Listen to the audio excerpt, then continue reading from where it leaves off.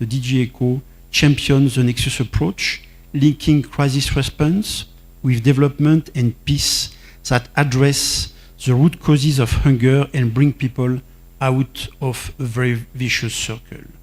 This report shows what collaboration can achieve. Some gaps in food security and nutrition analysis persist in some countries in the region because IPC activities have stalled or are paused. This makes it very difficult and challenging for humanitarian teams to ensure data-driven and evidence-based response. It is therefore essential that concerned countries find solutions to standardize and harmonize data analysis and projections as the one used in the JRFC. Specifically, IGAD regional focus on this report provides the necessary evidence to tailor responses to the specific context of the Horn of Africa, ensuring that aid is needs-based and effective. Said differently, it provides actionable data. Since 2021 already, the EU, in its communication on EU's humanitarian aid, is committed to further develop and apply risk-informed approaches, including risk financing and also including the scale-up of anticipatory action in different humanitarian contexts and regions. As DG ECHO, we have also made the conscious decision to support the IGAD anticipatory action roadmap through a multi-stakeholder response. As there is a complex web of humanitarian partnerships, it means that global, regional, national, and subnational linkages must be navigated. And an intergovernmental body such as the IGAD in East Africa is best placed to bring these many connections together. Last, and I will conclude, the global report on food crisis provides an essential roadmap for action, and we can only regret the current funding shortfalls. But DG ECHO urges the international donor community to use this critical data to guide funding decisions, thereby enhancing the effectiveness of our humanitarian and development efforts. Honorable Ministers, Excellencies, esteemed colleagues and partners, ladies and gentlemen, evidence matters.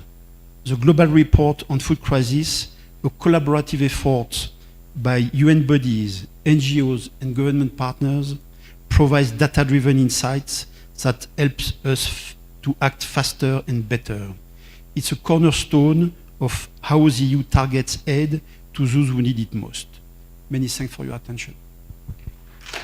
Merci, thank you so much, Mr. Olivier, and also, I think it's pun intended, echoing the same sentiments that have been started with here in terms of actionable work, anticipatory action, working together. Speaking of which, we do have the representation of the multi-sectoral approach and those who were keen in this journey leading up to today's launch and even moving forward. He's also mentioned this is actionable data that we have here. So everyone counts and everyone is important in this journey. Speaking of everyone counts, I'd like to appreciate those who are joining us virtually on the Zoom link. We have a virtual audience besides the physical ones here, and about, I think we're up to 70 right now following the proceedings, and that's why we have all these cameras on the different angles to help them appreciate this moment as well as if they were here. And fighting food crisis is the hashtag that we're using. Feel free to also take a photo, a video,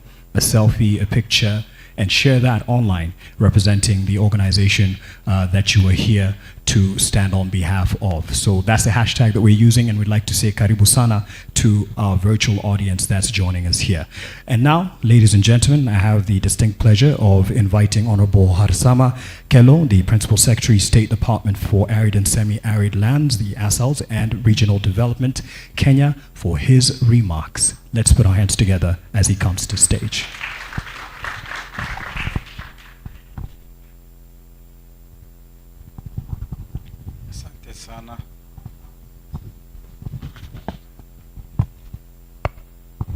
Good morning.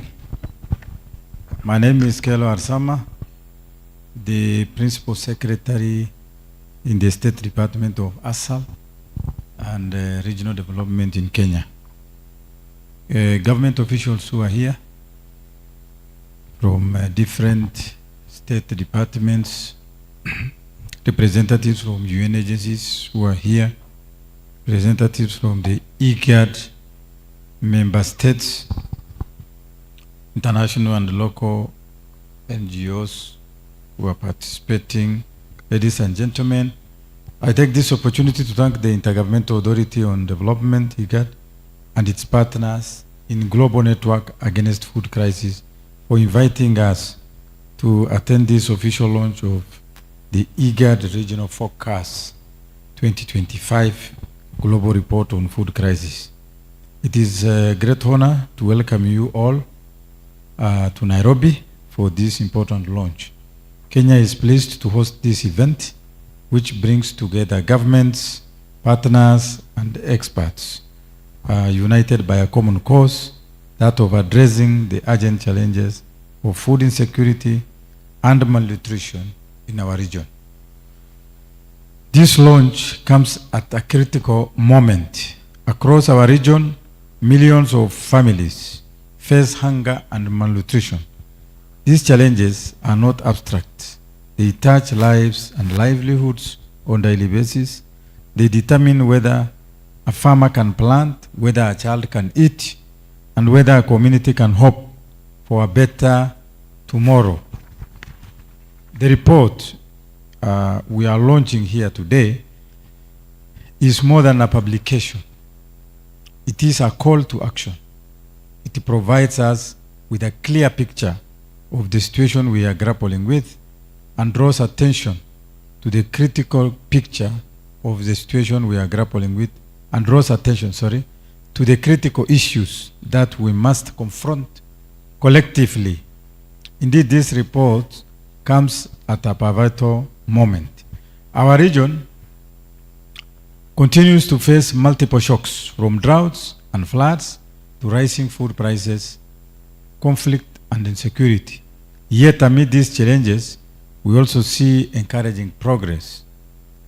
Stronger information systems, improved early warning, and resilience building programs. For Kenya, food security is not just a policy priority. It is a constitutional right. Our ending drought emergencies strategy provides the framework for coordinated action across both levels of government and partners. Through the National Drought Management Authority, the NDMA, we continue to invest in resilience projects in arid and semi-arid counties, ensuring that communities are better prepared for future shocks. The importance of this launch lies in three things for us. One, evidence. The report provides an authoritative analysis that should inform programmatic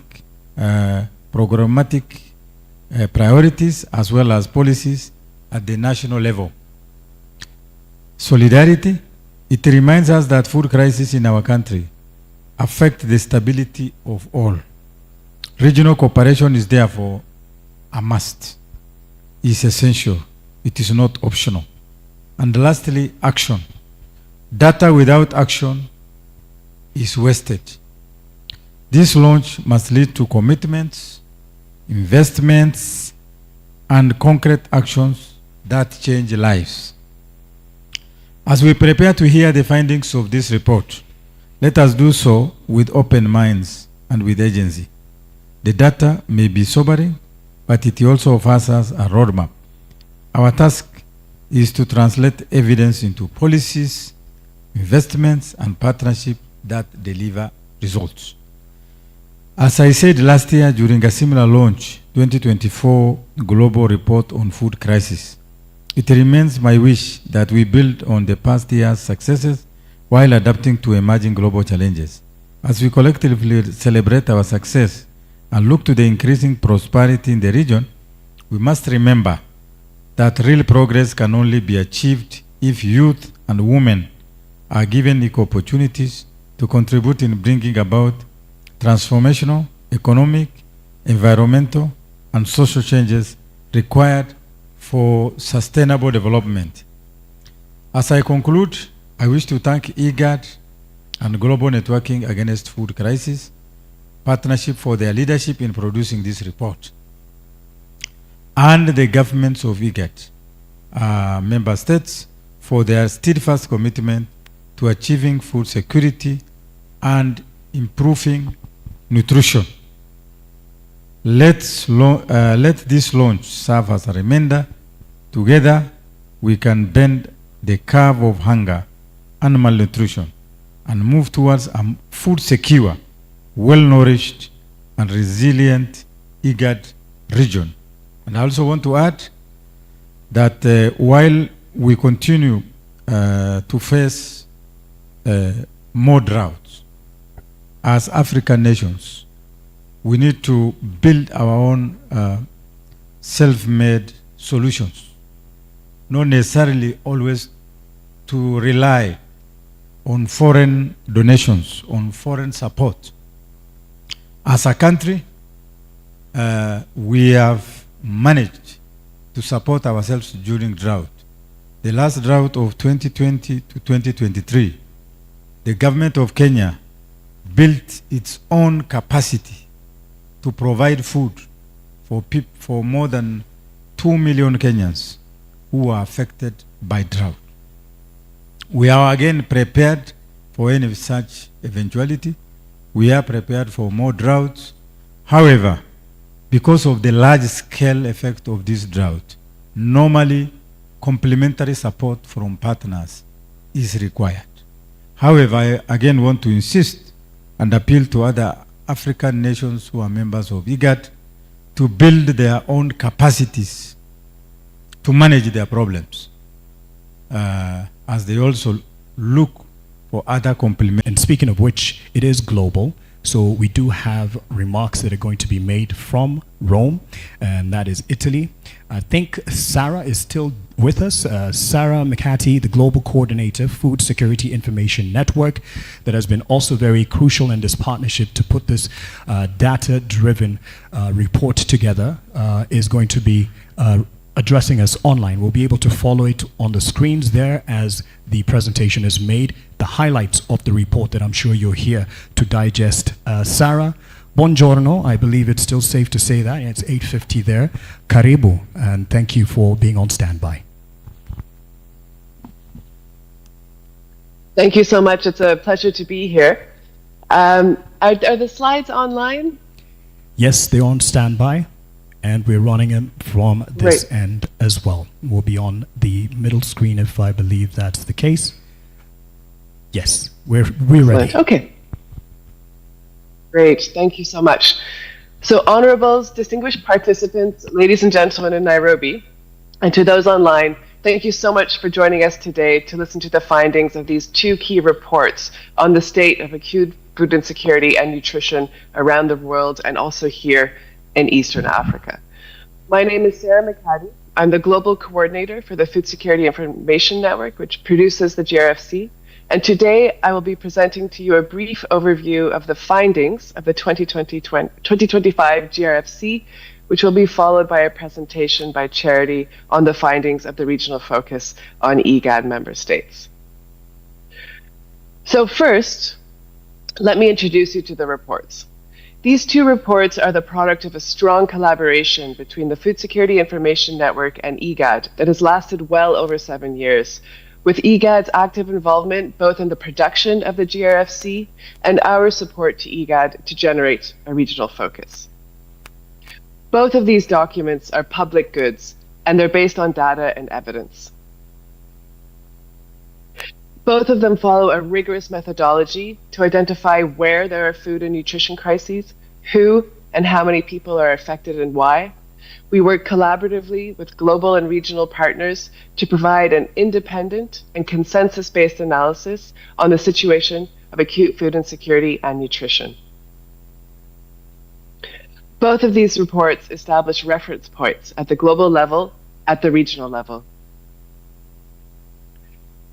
And both of these reports inform decisions on resource allocation, policy development, and advocacy, and they form an evidence-based platform for the mission of the Global Network Against Crisis.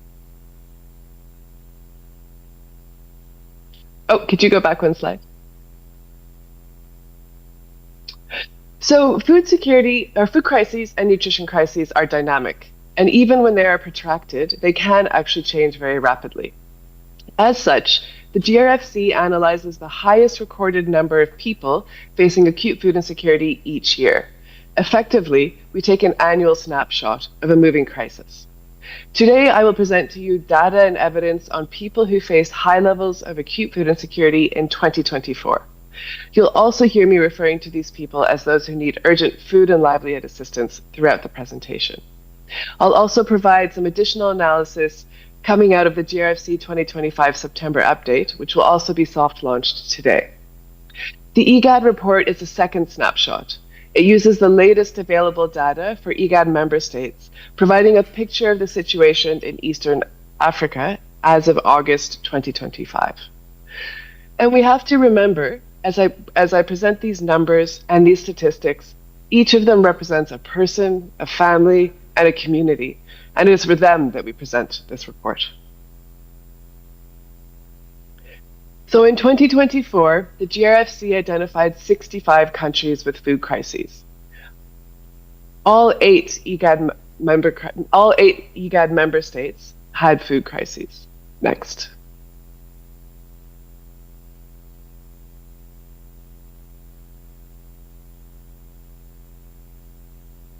Only 53 of these 65 countries had data that met consensus technical criteria.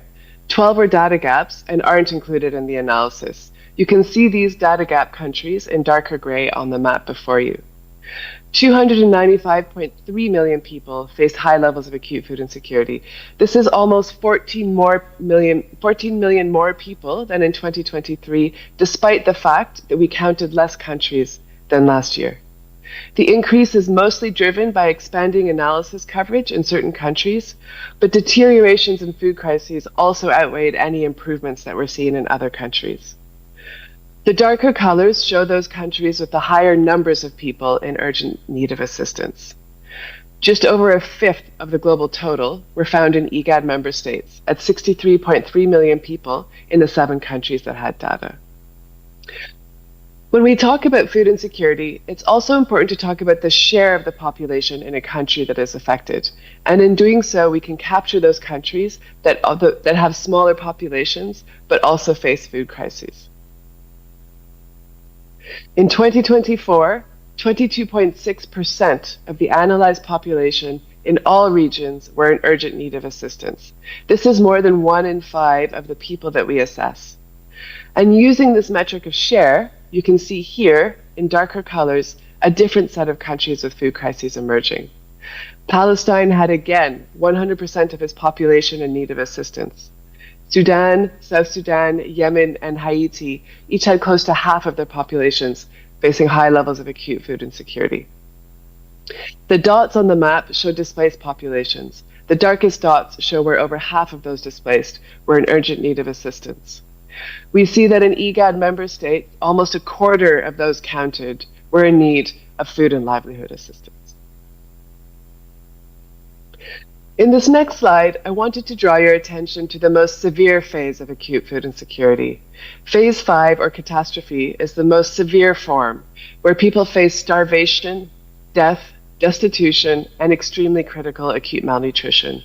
They need urgent action to prevent widespread death and destruction of livelihoods.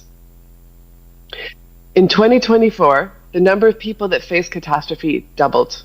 95% of them were in the Gaza Strip and in the Sudan. They were also found in South Sudan, Haiti, and Mali. In all of these countries, catastrophe is driven by conflict. We also want to draw your attention to famine. Famine is extraordinarily rare. In July of last year, it was confirmed for the first time since 2020 in Eastern Sudan. It was projected to spread even further between December and May 2025, with many areas at risk of famine. And in March 2024, there was a reasonable worst-case scenario that famine thresholds would be breached in the Gaza Strip. I wanted to share with you some of the updated data on catastrophe that we'll be releasing today in our September update. We see almost 1.4 million face catastrophe in 2025. Again this year, in 2024, famine was confirmed in Sudan. In 2025, we see that famine was confirmed in the Gaza Strip. And again, we see that there's a risk of famine in South Sudan. The worst impacts of these man-made famines can be halted with immediate, multi-sectoral, and large-scale humanitarian assistance. Though we have to remember that the effects of starvation, destitution, and malnutrition endure for individuals, households, and communities for decades to come. Next slide. What is driving these crises? The drivers of food insecurity are interlinked, mutually reinforcing. A country with conflict as a primary driver, for example, may also experience, as well as be more vulnerable to economic or weather shocks. All these crises are underpinned by structural vulnerabilities: high import dependency, government debt, high population growth, and income inequality all affect the ability of households and communities to both withstand but also to recover from these shocks. The GRFC aims to identify a primary driver in each country for each food crisis. In 2024, the primary driver of acute food insecurity continues to be conflict for 20 countries. Conflict drove deteriorations in Nigeria, Sudan, and Myanmar, and is present in almost all of the world's worst food crises. Where primary driver is the same, where it has not changed over the last 9 years, it is almost always conflict. Among the IGAD member states, conflict is the main driver in Sudan.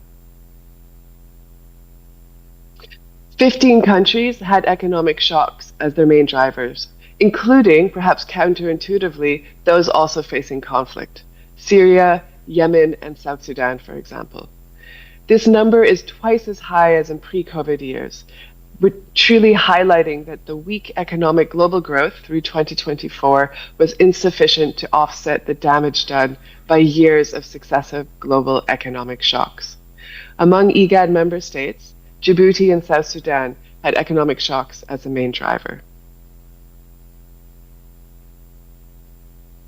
Weather extremes were the primary driver in 18 countries, the same number as in 2023, but their extent and impact increased.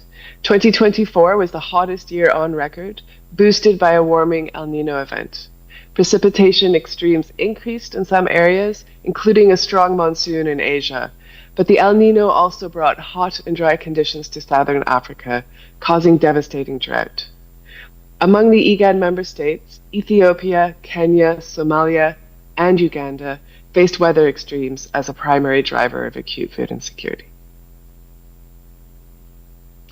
Because we're in our 9th year of publication, we're able to provide a trend analysis of the evolution of acute food insecurity since 2016. In this graph, the dark beige bar represents the total populations of the countries included in the GRFC. The orange bar is the number of people in need of food assistance. We can see that 2024 is the 6th consecutive increase, and the number has almost tripled since 2016. Next. And next again. 35 protracted food countries account for between 80 to 95% of the figure in need each year. And here you see in yellow the analyzed population. We see that 2024 is the 5th year in a row where over 20% of the share of those analyzed, meaning that since COVID, 1 in 5 of people assessed around the world are identified as being in need of assistance.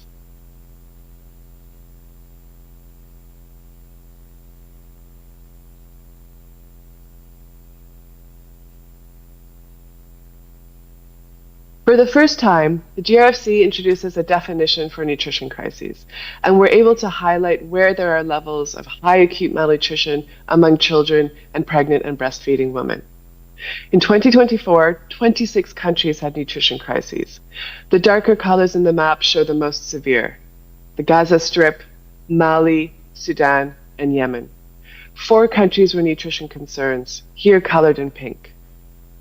In 2024, there were almost 38 million acutely malnourished children, more than 10 million of whom face the most severe and life-threatening form.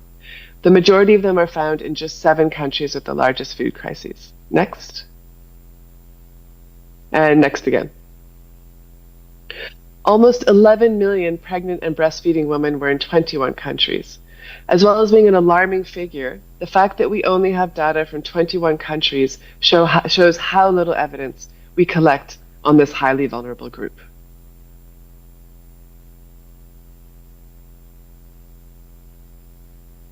Displacement is both a driver and an outcome of acute food insecurity. In 2024, as reported by IDMC, the number of IDPs continues to rise globally and has in fact more than doubled since 2018, again, primarily due to conflict. Most displaced people are in countries with food crises, where we also see a similar rising trend between 2013 and 2024. In 2024, next slide please, there were almost 95.8 million forcibly displaced people. Half of them were in just 4 countries, the Sudan, Syria, Colombia, and DRC. And when we break down this total figure, we see that 75%, around 72 million of them, are internally displaced. In the 15 countries where we have data on both displaced populations and residents, the evidence shows higher severity of acute food insecurity among displaced than host populations.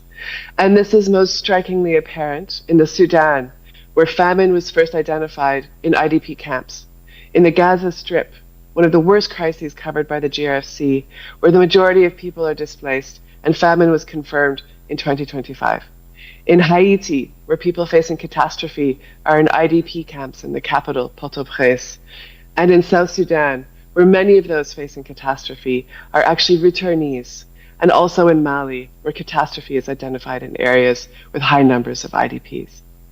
Thank you very much for listening to my presentation, and with that, I will hand over to Charity. Thank you, Sarah, and I'm sure you'll hang on as we get into the panel discussion and transition from Charity Momboa's presentation, which is just to build up on what highlights that you have shared today. And Charity Momboa is a food security specialist from IGAD, and she will be also using a presentation to aid in her remarks that you'll be able to follow. Again, we're actually up to about 80 to 90 participants online who will also have a chance to give in their contribution through questions or comments as they follow this launch at the end of the panel discussion, which follows Charity Momboa's presentation right next. So Charity, you could either utilize that gooseneck or I could hand you this one in terms of clarity, whichever you're comfortable with. I'm on standby when you're ready. I think that is it and good to go. So let's put our hands together for Sarah first of all, and also for Charity Momboa. Thank you, Mark. Honorables, distinguished participants, ladies and gentlemen, all protocols observed. Today, I stand here to present to you the results, the findings of the IGAD regional focus of the 2025 Global Report on Food Crisis. This report is the result of a collaboration between IGAD and the Food Security Information Network. In short, we call it the FSIN. And since Sarah has already introduced you to it, allow me to just briefly highlight that this year's edition provides a comprehensive assessment of acute food insecurity and malnutrition in 2024 and 2025, as well as trends over time, key drivers of the crisis that we are facing, as well as the populations of highest concern based on a rigorous methodology. It also provides available data and information on forcibly displaced populations.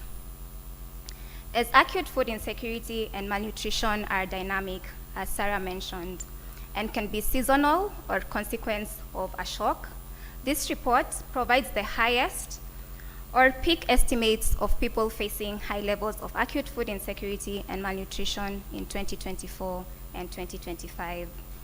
Note that the reported peak may represent only a specific moment in time within the reporting time frame and can also be based on a projection. As I share with you the data and the evidence that we have, allow me to stress, as I always say, these statistics are not just abstract data, but they represent the lives of people living amongst us.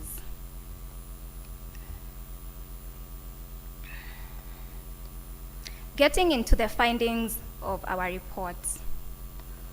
In 6 countries, with data meeting the GRFC methodology requirements, that is Djibouti, Kenya, Somalia, South Sudan, Sudan and Uganda, 42 million people, or 29% of the analyzed population, face high levels of acute food insecurity in 2025. In the 5 countries with comparable data since 2016, that is Kenya, Somalia, South Sudan, the Sudan, and Uganda, the number of people in crisis or worse, that is IPC phase 3 or above, has tripled from 13.9 million in 2016 to 41.7 million in 2025. The Sudan remains the region's largest and most severe food crisis. Though data remains limited, 24.6 million people, representing 51% of the analyzed population, were projected to face high levels of acute food insecurity between December 2024 and May 2025 by the Integrated Food Security Phase Classification, that is the IPC. There was, however, a difference between this analysis and the one by the IPC Technical Working Group in the country, particularly in the Phase 5 or catastrophe classification. South Sudan has the region's highest prevalence of acute food insecurity, with 57% of its population in crisis or worse. The number of people in need of urgent food and livelihood assistance increased by 633,000 since the 2024 peak, bringing the total number of acutely food insecure people to 7.7 million. In Somalia, 4.6 million people, or 24% of the population, face crisis or worse levels of acute food insecurity from April to June 2025. And this is a 4% increase from the 2024 peak. In Kenya, specifically in the arid and semi-arid lands, ASALs, 2.8 million people, which is an increase by 891,000 from the 2024 peak, were projected in IPC phase 3 or above between April and June 2025. And this was largely on an assumption of below average March to May rainfall season. The season ultimately improved pasture and water availability in some parts, but erratic distribution and dry spells in others disrupted crop development. Due to seasonal improvements, at the moment, 1.8 million people in Kenya are estimated to be facing high levels of acute food insecurity, so a decline. Between October 2025 and January 2026, however, the number is expected to rise to 2.1 million. And this is due to the expected impacts of the forecasted below average October to December seasonal rains. Moving on to Uganda. In Uganda, the number of people facing high levels of acute food insecurity remained on par with the 2024 peak at 2 million between March and May 2025. Allow me to note here that the Uganda IPC Technical Working Group recently published an analysis covering 48 out of the 148 countries' districts, but due to the timing of the publication, we were not able to incorporate the findings or the analysis into our report. Meanwhile, in Djibouti, 0.2 million people, or 20% of the population, are in need of food and livelihood assistance through December 2025. And this is 55,000 people fewer than the 2024 peak. The next few slides will focus on the severity of acute food insecurity in 5 countries. That is the countries with IPC analysis, and these include Djibouti, Kenya, Somalia, South Sudan, and Sudan.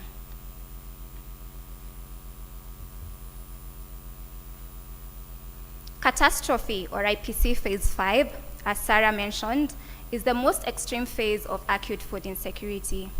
Populations in this phase have an extreme lack of food and other basic needs, even after full employment of coping strategies.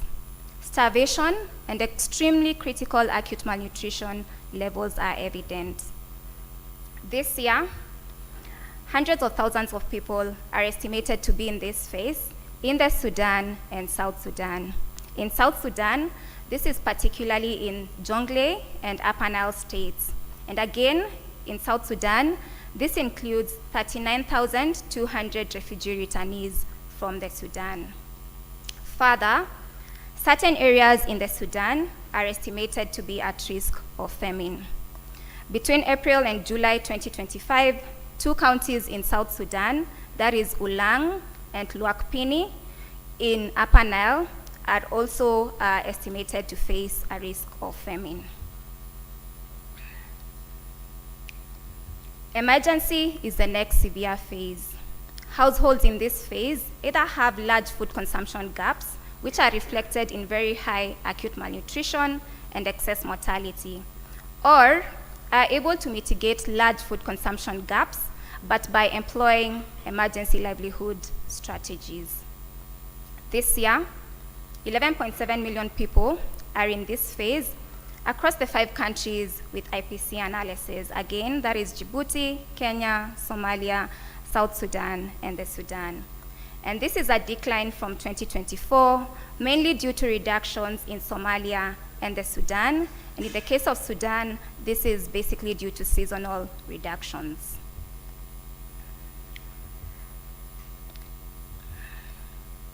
$27.6 million people are in crisis, that is IPC Phase 3, meaning that they either have food consumption gaps reflected by high or above usual acute malnutrition, or are marginally able to meet minimum food needs, but only by depleting essential livelihood assets.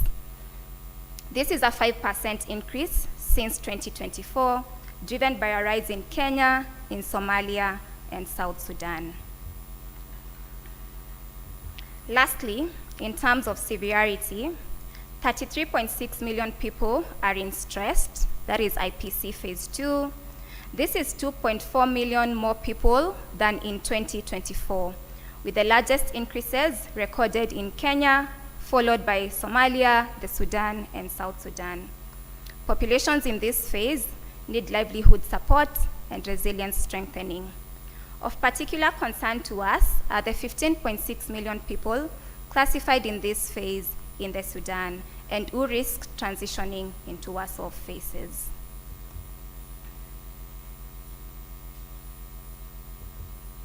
In terms of trends over the years, since we have data since 2016 when we initiated the Global Report on Food Crisis, that is the GRFC, acute food insecurity has varied year to year with periods of sharp increases and others of relative stability. When you look at the graph right in front of you, you can see that from 2016 to 2017, the number of people facing high levels of acute food insecurity rose by more than 30%. This was driven by increases in Kenya, Somalia, Uganda, and South Sudan, basically due to drought conditions in Kenya and Somalia, conflicts in South Sudan, and drought conditions combined with refugee influxes from South Sudan into Uganda. Multiple drivers contributed to the 85% regional increase in high levels of acute food insecurity between 2020 and 2023.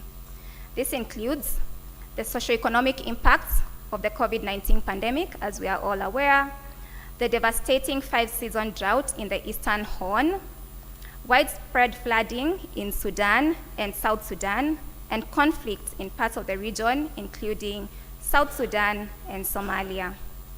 In 2024, acute food insecurity in the region was marked by a sharp rise in the Sudan.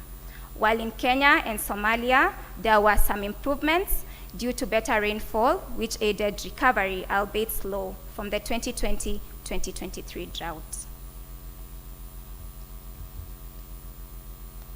What then is driving these high levels of acute food insecurity in our region?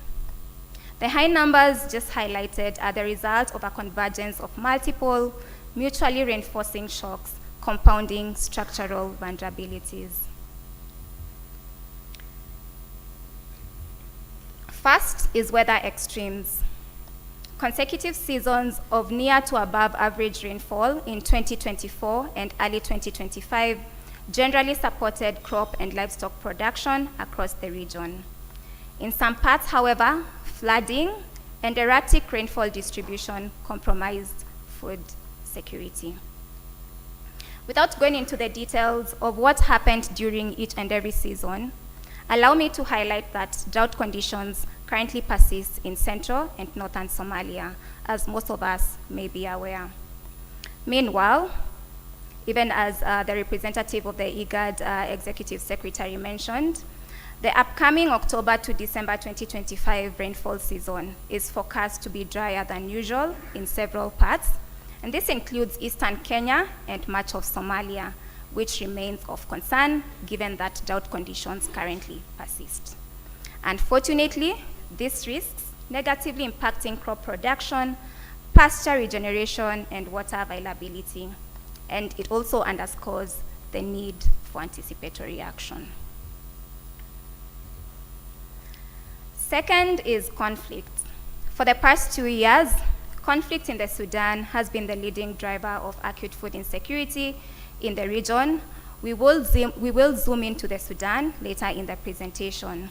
In South Sudan, escalating hostilities in Upper Nile since February 2025 have worsened acute food insecurity with a plausible risk of famine in Luakpin as well as Ulang counties. In Somalia, insecurity has continued to drive loss of livelihoods and displacement.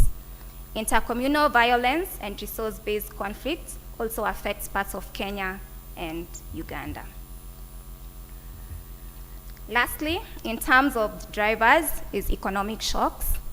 Adverse macroeconomic conditions characterized by low foreign currency reserves, local currency depreciation, high inflation rates, continue to undermine food access in almost all the countries, but particularly in Sudan and South Sudan through high food prices. Shifting our focus to acute malnutrition. As Sarah mentioned, for the first time this year, the GRFC introduced a definition of nutrition crisis. All the countries with food crisis and data in the region have nutrition crisis. The Sudan, with 3.7 million acutely malnourished children, and South Sudan with 2.3 million are among the most severe nutrition crises. Overall, 11.4 million children aged 6 to 59 months are estimated to suffer acute malnutrition in these countries. Of them, 3.1 are affected by severe acute malnutrition and therefore urgently need life-saving treatment. 4.1 million pregnant and breastfeeding women are also estimated to suffer acute malnutrition in 6 countries. Lack of food and inadequate diets, inadequate practices including WASH-related, inadequate services pertaining to health and nutrition, and disease burdens remain the main contributing factors to acute malnutrition in our region. Moving on to displacement, which, as we all know, is both an outcome as well as a driver of acute food insecurity. The region continues to have more forcibly displaced populations than any other region in the Global Report on Food Crisis at 23.2 million. This includes 17.8 million internally displaced persons, that is IDPs, and 5.4 million refugees and asylum seekers. The Sudan, with 10.1 million IDPs, remains the world's largest internal displacement crisis and accounts for more than half of the region's IDPs. It's followed by Somalia with 3.3 million IDPs. Of the 5.4 million refugees and asylum seekers in the region, the majority, that is 1.9 million, are hosted by Uganda, making it the largest refugee hosting country in the continent. Allow me to emphasize that displaced populations continue to face some of the most severe levels of acute food insecurity in the region. And this is due to several factors, including limited access to livelihoods, limited access to social support networks, and a high dependence on humanitarian assistance. As I mentioned earlier, now zooming into the Sudan, this year's report, just like last year's report, we have a spotlight on the country. Over 2 years or so into the conflict, millions continue to experience severe access constraints to basic commodities and services, including food, water, health, and nutrition services. Agricultural systems have been disrupted. Since the escalation of the conflict, livestock mobility has been restricted, undermining access to grazing areas and water resources. While agricultural production in 2024-2025 recovered from the low levels of 2023, its potentially favorable impact has been reduced by trade disruptions and high input costs driving food prices up. From an economic standpoint, in 2023, economic activity in the Sudan contracted by an estimated 29.4% and was estimated to have declined by another 13.5% in 2024 by the World Bank. As mentioned earlier, the Sudan remains the world's largest internal displacement crisis, with about 10.1 million IDPs as of mid this year. Of them, over 7.6 million have been displaced since April 2023. This is a decrease compared with January due to an increase in return movements. The cross-border impacts of the conflict also continue as its neighbors, notably Chad, Egypt, and South Sudan, continue to receive high numbers of refugees. It's important to note that even before the conflict, these countries were already grappling with other crises of their own. In this respect, Sudanese refugees continue to face significant challenges in the countries that they have fled to and remain at risk of high levels of acute food insecurity and malnutrition. As I conclude, the figures and the evidence we have just shared show that we are not on track to end hunger, achieve food security, and improve nutrition by 2030. That is SDG 2. And if we are going to change the trajectory, the urgency is real. And this demands that governments, development partners, humanitarian actors, and the private sector come together around a coherent strategy that addresses immediate humanitarian needs while also tackling the deep structural vulnerabilities that fuel them. Thank you for your attention. Thank you, Charity Mumboa. I'm right on this end, from the back, approaching the podium, and a lot to digest in terms of the information from this report that is being launched today. And to help us with that, as you've mentioned, we'll go into a conversation with some of our crucial partners, as it will include and it'll take a unified front to be able to work on this manageable data or actionable data to help with interventions, as has been mentioned earlier with our speakers. So to help me with that, and you will have an opportunity to ask questions or give your comment of what you've seen today. With the highlights that we have, it's a longer report, but everyone will be able to get their hands on this right after the launch. It will be shared to you on the official communication channels that we have used to invite you, as well as being available on the website after we launch this. So let me call on stage, and in that order, they'll just join me here at the podium, or rather the stage. Dr. Abdi Fidar, the Acting Director, IGAD Climate Prediction Application Center, ISPAC. Let's give a hand as he comes up on stage. Next, I'll also be having Mr. Khaddar Mohammed, the Director, Disaster Risk Management, Somali Disaster Management Agency. We call it SODMA. Let's also invite him on stage with an applause. And I don't know whether to call her the Gen Z of the panel, Miss Nira Ismail, the co-founder of The Camp, a youth-led initiative advancing refugee leadership, inclusion through storytelling. So let's put our hands together for the Gen Z, I believe, of the panel. Karibu Sana. And Miss Alison Parker, the Deputy Regional Director, United Nations Children's Fund, UNICEF, Eastern and Southern Africa Regional Office, will join us. And last but not least, for the panel, we will have Mr. Mokhtar Abubakar, the Regional VAM Advisor, United Nations World Food Program. And this is specifically within the regional office and the particular region that we represent here. So an hour of conversation, just 60 minutes. And after that, we will be able to go into Q&A. About 30 minutes for you, and also we'll be able to accommodate those who are joining us online. So karibu to those. I think we're about 88 now virtually joining us for this launch. So karibu to you all.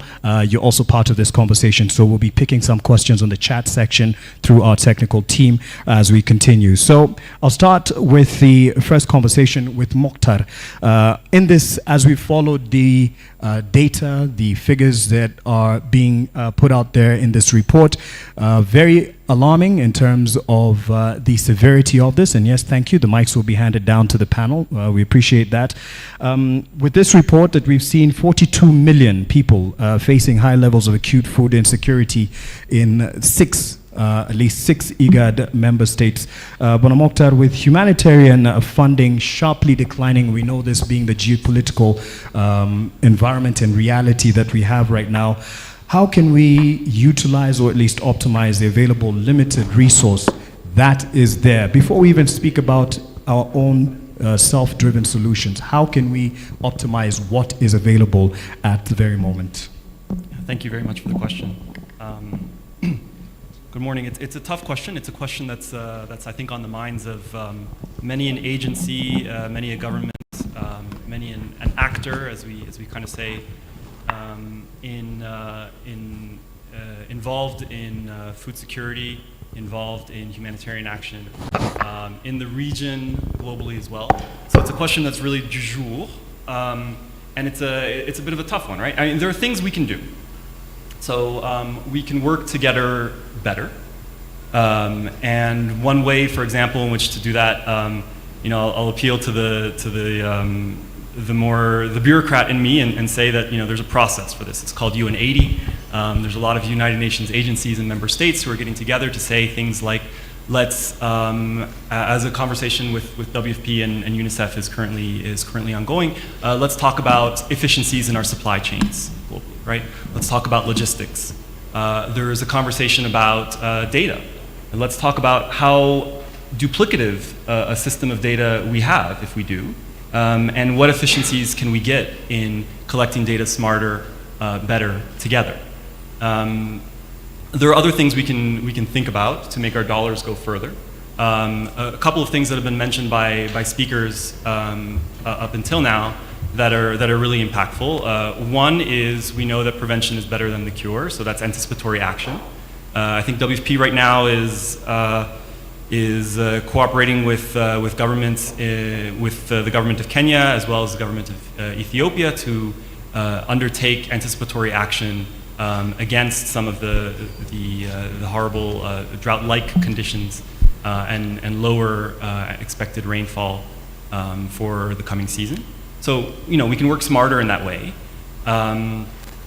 There is of course cash, right? So instead of bluntly put, instead of giving people things, you give people money.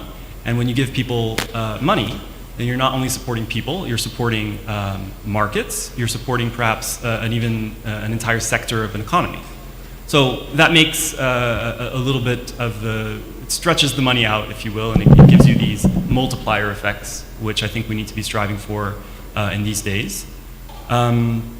And finally, of course, it was mentioned as well, but reports like the regional focus or even the global report on food crises are instrumental in getting us to prioritize better, to work together better, and they form the analytical guidelines that can inform the strategies of countries, of humanitarian actors, such as the one I happen to be representing here today. And so these are things we can do. I'll say though that part of the question kind of sounds like how can we do the same thing with less money, and fundamentally the answer is we cannot. And so I think there's a point there that we really need to understand that people have died this year. Children have died this year for lack of access to life-saving assistance. And that is a problem that while we optimize the system and while we spend time taking these steps, we shouldn't forget, and that shouldn't impede our immediate action for those 42 million people in IGAD countries facing these food crises. Thank you for the reality check. In essence, we can't do the same with less resource, to be honest, which brings me to the next question. And Khadar, you may be able to weigh in on this based on experience and what you have done as an intervention as a government, because with the facts that we have from the highlights, it's been put to 163,000 more people facing severe food insecurity. This is compared to a similar period, April to June of 2024 for Somalia. So and one of the reasons is the funding aspect, humanitarian funding reducing. So with what Mokhtar has just said, there is need to look elsewhere. In terms of looking inwards, what has Somalia done to be able to shore up basic services as a way of speaking to the IGAD governments that are represented here, as an example from your end? Thank you very much, and of course thanks to the panelists, of course. Somalia government, the Federal Republic of Somalia has been spearheading to, of course, secure the food security, nutrition problems of Somalia. Of course, even before this, fund cut has come alight, we've tried our best. As from 2021, we've, of course, shifted quite a bit of taking the paradigm shift towards disaster risk financing rather than relying on the traditional humanitarian assistance that has been there for quite some time. Of course, we joined the ARC program, the African Risk Capacity Program. It's an uptake of climate drought insurance, which we have been purchasing for quite some time now. For the last several years, we have been purchasing each season 1.5. Current season, we have already signed a policy of 2 million, for a coverage, drought coverage for Somalia. Of course, the mentioned droughts, the major droughts are something which of course cause food insecurities, but also minimal droughts also cause some food insecurity as per our country. Therefore, in 2024-2025 season, that is the October-December season last year, we have received a payout of 1.5 million based on the drought insurance that we have purchased. And of course, that was a drought year for us, but mainly it has not been amplified in other arenas like the food security and nutrition. Of course, there have been some populations that fall into IBC 3+ and so, but we've been, of course, addressing the problem quite some time. So the DRF is something that we are doing better.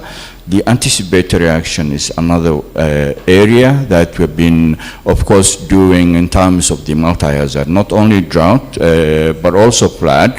Of course, we've developed a flood framework, flood anticipatory action framework for Somalia.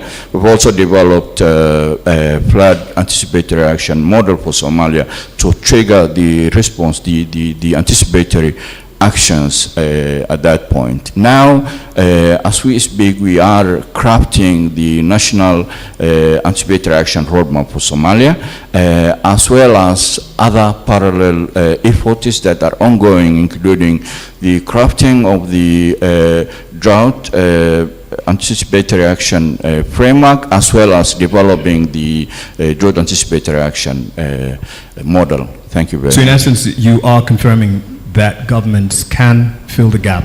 It Yeah. doesn't have to be just an expectation of more humanitarian funding. Sure. We have to. Yes. No choice. Yeah, we have no choice at all because, you know, we've been depending on the well-wishers who have been supporting Somalia for quite some time. Not only Somalia, but the region for quite some time. Now they have their own problems, their own, you know, reasons to cut these funds, and so we do have to take steps toward this, you know, safeguarding our citizens. Yeah. Of course. Thank you for that. And that hopefully serves as, you know, an encouragement for the governments represented here. And we'll be able to hear from the ministers represented with the reflective remarks after. Alison, something else I'm sure jumped to you from the report, looking at 11.4 million you know, malnourished, acutely malnourished children. Among them, 3.1 at least million needing life-saving intervention. When Anthony was speaking about the reality of, hey, 2030 is just around the corner, it always sounded yonder, far, you know, something that we can wait for, but it's here with us. What can we do systemically to bring us back on track to the 2030, you know, nutrition goals that we've had? Thank you very much, and good morning, everyone, and thank you for being here. The data is stark, and I think it is an important one that we really need to reflect on. When the principal member of government was speaking, he said, the evidence is real and it's authentic. But if we don't do anything about evidence, then it becomes a challenge. And I think this is where the conversation is going. For us as UNICEF, I think we've spoken about the issues that are the drivers. We know about the climate stress, we know about the economic situation, the economic instability, inflation. But these are realities that we've known for quite a while, and what we're looking at is how we make that shift going forward. In a recent nutrition report that we just released last Wednesday, we see the nutrition context evolving, where we realize that we are not only looking at thinness as an issue within the continent and within the sub-region, but also we are seeing overweight coming into play. 5 of the 7 countries in IGAD have shifted from just thinness to overweight among school-aged children and adolescents. So it is a fundamental problem, and we have to look at the dual lenses of malnutrition, thinness, stunting, as well as looking at it from an overweight consideration. And that's why for us as UNICEF, 3 key areas are fundamental. First is a multi-sectoral approach. And I think we've mentioned multi-sectorality so many times, but it's not just a multi-sectoral silo approach, but an integrated multi-sectoral approach. We need to come around together around the same table with the same capacities, the same resources, because the resources are depleting, as we all know. So we don't have the resources to go individual sectoral or disciplines anymore. We have to pool our resources together, both human and financial, in order to ensure that we make the critical investment. One of the areas that UNICEF is working in is what we call the Resilient WASH program, where we are looking at a continuum of investment across humanitarian development nexus and ensuring that we're investing in countries like Somalia, Ethiopia, and South Sudan that have persistent and endemic climate shocks, especially drought. How do we ensure that our water systems that we develop can support some of this vulnerable local context during the drought period, and how can they ensure that they can save and recycle water so that they can be able to save lives? So these are fundamental principles, I think, that we have to look at, resilient multi-sectoral approach. The second area I think that is going to be critical for us to look at is to look at prevention. And I know that sometimes prevention is very difficult to quantify, and it's a long-term investment. It's not just about financing, it's about investment. But a lot of us have spoken about anticipatory action. Anticipatory action is very much linked to the prevention agenda. We know some of these are cyclical. We have already seen the projection for the rains from October to May next year. What can we do now together to mitigate that? I think is going to be important. And so having very dedicated, well-crafted, actionable and budgeted anticipatory action is going to be critical going forward. A third key area that I think we've been looking at together is how do we look at financing? And I'm just coming back from the Africa Climate Summit, where conversations were happening around the climate agenda. And in the presentations made by the colleagues, we can see that one of the major drivers has been climate. But globally, only 2.4% of our funding actually goes to climate. I was surprised to learn that in 2024, just last year, about $184 billion was spent by African governments across the continent on just health and education sectors. $184 billion. If we use the same resources, not additional, but repurpose that funding with targeted budget planning and ensuring that we have a resilient lens in the way we do business, I'm sure we can mitigate a number of the challenges that are receding on important development goals that have been done by governments. So this, I think, is going to be fundamental. And the last part I think I want to speak to is the issue of partnerships. And I think it could not be reinforced even further with the speakers at the opening ceremony. Those of us sitting in the room, those of us online, and those of us on the panel, is going to take collective action to make this happen. And I think partnership is going to be critical if we're going to make the change that we all look forward to. I thank you. Thank you for that perspective, especially with nutrition and getting back on track. The pendulum swings from acutely malnourished to even the overweight, and that's a reality that we're facing.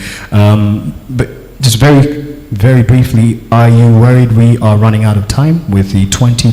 And I think if we can leverage that with the critical investments complemented by partnership, we can get close to the target. It looks daunting, but I don't believe it's insurmountable with the team we have around together. Thank you for that candid response, and you do have the attention of the representatives here of the governments within the member states, and it's good that we're candid. That shock effect after you're told we're running out of time, but something can be done to get closer. Speaking of get closer, let's talk to someone who's very close with communities, especially the displaced populations from camp. The experience from camp and having been a refugee, working with refugees, is the aspect of livelihoods and that not being available, especially for the displaced populations, and the social support structure that is not as present now, and what it means in terms of the dignity of the communities there. Help us appreciate, do you think we have a good picture, or at least appreciate the magnitude of the problem in terms of livelihoods and what it does in terms of vulnerability for that community? Thank you so much, Mark. Good morning, everyone. Unlike my fellow panelists, I don't come with data or numbers, but I come with stories, the voices of the community and what we go through as refugees. Unfortunately, we do not fully grasp, the challenges, the nature of these challenges that the refugees are facing in terms of livelihood and their dignity. Let me give an example of the state, the food insecurity state in Kakuma.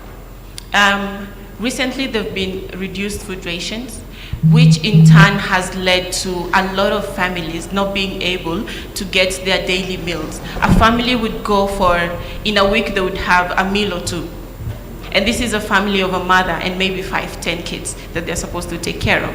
In turn, schools are forced to close at around 12 p.m., that is noon, so that they can go home to their parents and find a way to feed themselves. This is a ripple effect of the food insecurity. One thing we do as organizations, as agencies, as the government, is that we look at the problem just on the surface level instead of looking at it in depth. How is it affecting the people? The question that we normally ask is, how do we empower refugees? But I think it's time that we shift from how do we empower refugees to how do we create systems that empower refugees to be dignified and live a dignified life, to be able to sustain themselves and have livelihood opportunities that they're able to cater for their own needs. When I look into the projects and the programs and the activities that are going on in the community currently in Kakuma, I would say most of the solutions that are coming up into helping, refugees to be dignified and be able to sustain themselves are skill-based trainings. Say, for example, you come in, you give a refugee a training on tailoring or training on digital skills, but then you leave it at that. If you leave it at that, then how is this person supposed to be able to go out there and find an opportunity for themselves?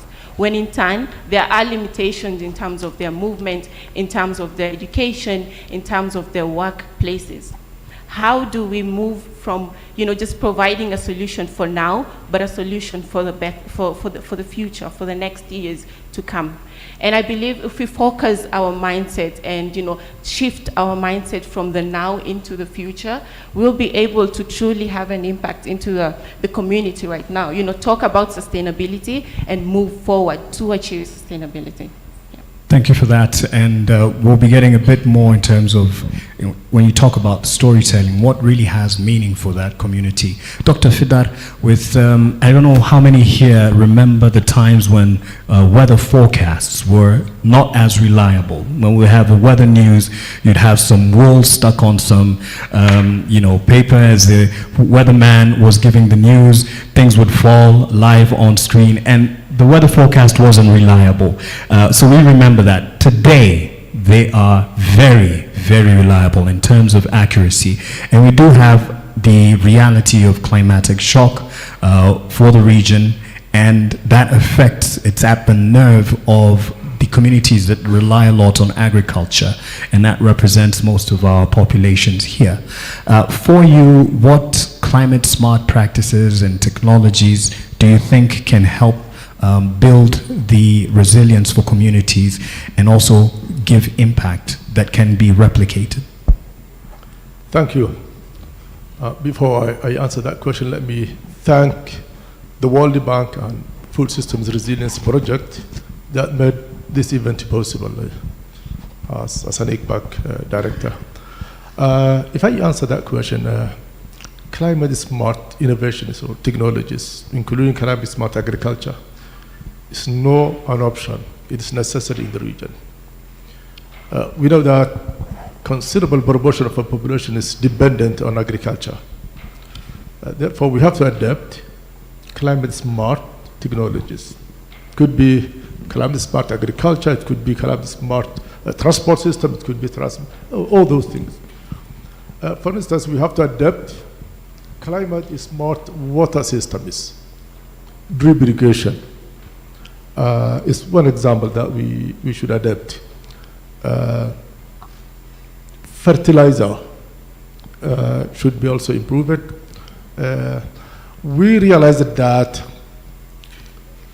over 40% of the harvest losses after harvest. Post-harvest management is then another area that we have to focus as a region. After we invest that amount of resources, if we are losing before that community reaches on the table, it is not only a waste, it has other implications like environmental impact of the region. Another area that we should focus is early warning. People should get the necessary information in time.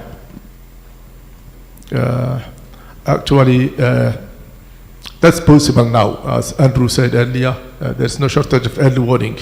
But what about the communication strategy of the member states and IGAD and other partners?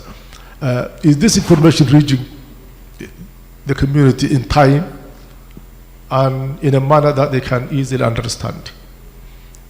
We know that we made an assessment of the region's early warning systems, particularly when it comes to drought early warning system. No country in the region has an effective early warning or drought communication strategy. Yes, there is drought strategies, but the communication part is missing. Who should announce that there's a drought? If we go, for example, now the Kenyan government, is it the Met or NDMA? or Minister of Water, or Minister of Agriculture, or the Prime Minister, or the President office. It's not clear. So that should be very clear. After that announcement, what actions should be taken is not clear as well. And who should take those actions again? So if we get that structure, it could be easier. So early warning, as I said, is very crucial. Policy harmonization of not even among the member states, even within the member states. Who should take what when it comes to institutions and even the individual levels? In Ethiopia, is it the Minister of Agriculture, represented by Isaias here, or NDMA, represented by Atotanase and Pharaoh there? Who should announce, and what action should be taken among these should be very clear. So that's the area that we are feeling is missing. Now there are highly effective technologies like satellite data, artificial intelligence, machine learning. All those could be how our member states then coordinate. I say this repeatedly. That's Ethiopia now what's happening in Indian Ocean, which is very crucial for this weather event. Or does Somalia now what's happening in Ethiopian highlands, which is very crucial to protect this communities from floodings. So these are the areas that I feel should be adapted as a climate smart innovation technology. Thank you. Thank you, Dr. Fidar. You've actually gone into the next question I was going to throw at or invite Mokhtar to respond to.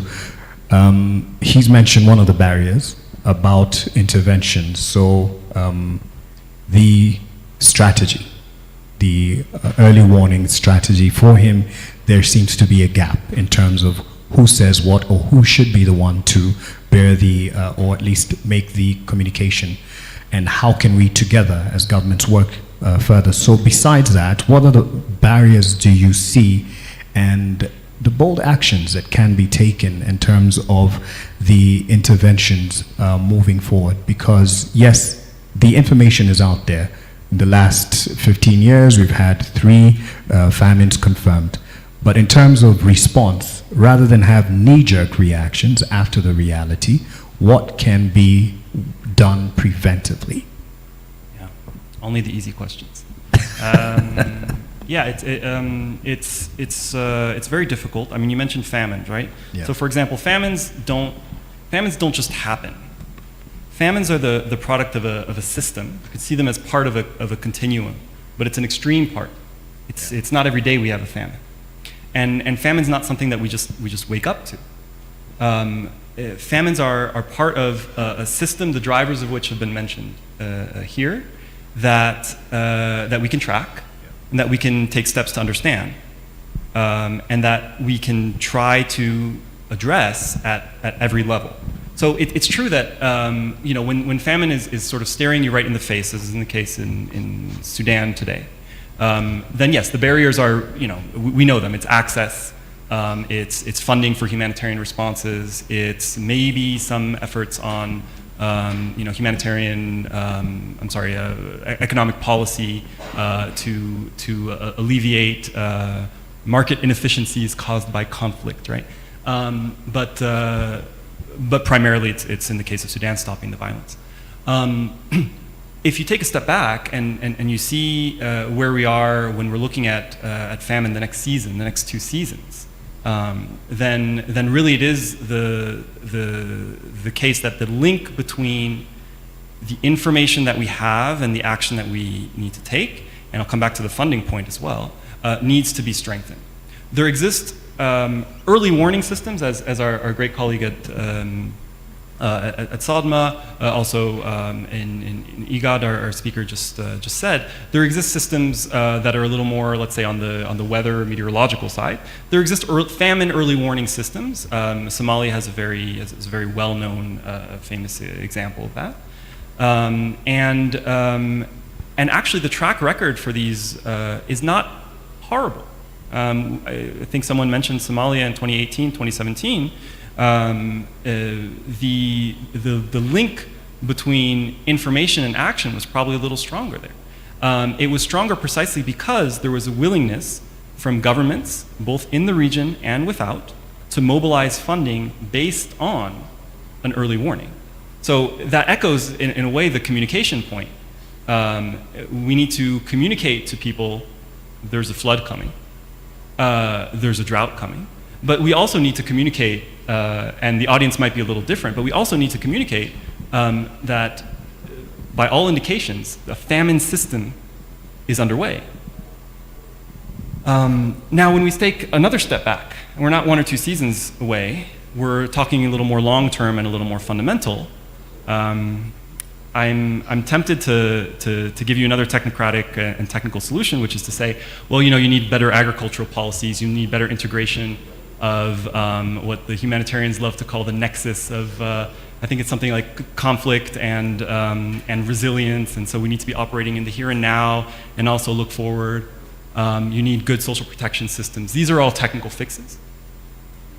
I've got 2 voices in my ear at the same time, though. One is Kwame Nkrumah telling me, seek ye first the political kingdom, and the other is Amartya Sen saying famines don't happen in democracies. It is an approximation, but I think we get the gist. So to address famines as a political economic system, to address food crises as a political economic system, you need to address the political economic drivers of food crises. And these include governments that use famine as a weapon of war, that withhold food. This includes, for example, we won't spare our UN agencies here on the panel, of which I'm a part, where an intervention-first logic leads to taking over roles that are statal roles. We take over the role of the state and the authority of the state without taking any of the responsibility or the accountability of the state. It's also governments who do not undergo or experience famine, but might be providing some sort of, let's say, assistance or intervention to that famine. That assistance or intervention can take several forms. It can take the form of dependent assistance and dependent aid. We've seen that over the past 40, 50 plus years. It can take the form of bombs, right? What is the position of certain countries, the so-called donor states, when they're sending the food, but they're also sending the weapons and the drones? And this is a reality we need to also think about. So to track and to understand this requires us to look, of course, at technical solutions from the beginning to the end. And those exist and can be discussed and have been mentioned by a lot of people. I also wanted to mention the fact that there's an adaptive problem here, which is not a problem that you're going to solve by a better policy necessarily, but it's a problem that is probably as deep as the Sustainable Development Goals themselves, is a problem of the system that produces these horrible results we see. Again, thank you. As you are pointing towards the other players or the stakeholders in this multi-sectoral approach, what's needed, I appreciate that you're honest as well, pointing back and saying there's also a part that we play in takeover state roles, much as it and can be argued that they say they utilize the already in place infrastructure to do what they do. So thank you for that candid response. And that's what it takes, to be honest. What we have been doing, what can change, or what can work different. It doesn't have to be the same thing as it has been over the years. And he's mentioned, Mokhtar has mentioned Somalia in terms of forecasts, and just the information it's not scarce. So ISPAC has given already a forecast of below average rainfall for October to December. This information is out there, especially today, thank you to technology. So what do you see as the gap? It seems, to Bwana Khadr, there seems to be a translation gap where now anticipatory action is missing, or at least translating, hey, this is coming. Famines don't just happen. The information is out there. But how or what do you see as the gap there that we don't translate it to anticipatory action well in advance? Yeah, thank you, Jared. And of course, I would put not the gap, but the readiness and of course the commitment to take action in that aspect. And I will tell you an evidence. The National Multi-Hazard Early Warning System has been there since 2019, 2018, and it has been improving at all. One major thing has been that we do not have the national meteorological agents at our country, and we have been heavily depending on ICPAC as you know, our producer of this early warning in terms of climate information. And of course we have been analyzing, you know, at our situation room and reproducing products that fits the purpose of, you know, in terms of disseminating to the end users. Of course, I'll tell you one example. In 2021, 2022, we've experienced a very major, you know, drought. And in that particular drought, we have been also using the products from the ICPAC, the Great Horn of Africa Climate Outlook product, and the updated ones monthly, even weekly. Of course, those, you know, have, you know, given us the opportunity to induce, of course, to convince our superiors, our heads of departments, our ministries, to, of course, that it was time to declare drought. And because of that, because of those, you know, products, we have, of course, declared drought at earlier time, of course. And remember that we have been, if you just read in some of those studies that have been, of course, produced, by sometime September 2022, we've been, of course, talking about famine, whereby maybe a year before we've been trying to respond, you know, month after month and month after month. So interventions have been ongoing, and that is what saved the so-called famine that would happen. So we you know, reached the conclusion that we averted a famine at that point. It's not only the ICPAC products that we have been using. Of course, ICPAC product, the East African Drought Watch, was just a major platform that we have been using for those decision support. And of course, the FAO Swallows was also a homegrown system that have been giving those products. So the National Multi-Hazard Early Warning System, the FAO Swallows, the ICPAC, these products have been triangulated, and of course those have supported the decisions. But from your question, it's not, the gap is not that information is not well translated and disseminated, but it is, the action comes late. The action, because of those, you know, information, available information, have been, you know, late, and that is, you know, what we have planned. Thank you. Thank you for that. Not necessarily the gap in translation, but in your experience, it's the willingness in action and the timeliness of it or lack thereof. Thank you for that clarification. As you've mentioned, the platforms, or at least the partners that you utilize in early warning information, in terms of what you utilize from Somalia's perspective, there's ICPAC, and there's what the IGAD chairs as well within the region, Eastern African Regional Technical Working Group on Anticipatory Action.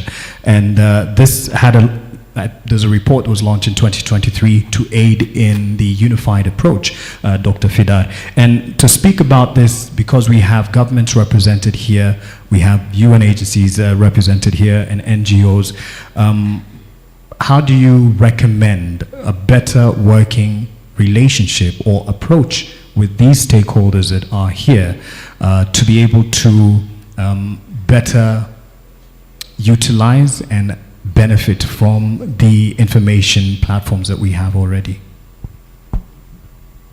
Thank you once again. That is a very crucial aspect of early warning, really. I remember the importance of early action. Honorable Asad Abdulrazak said, Minister of Agriculture of Somalia is here. I see also Tabarak from Djibouti. In 2023, we signed an MOU in Ethiopia, Somalia, and Djibouti to fight against the desert locusts and other transport pests. And if you remember, 2023, October, November, December season was one of the wettest seasons in the region. Actually the second wettest season.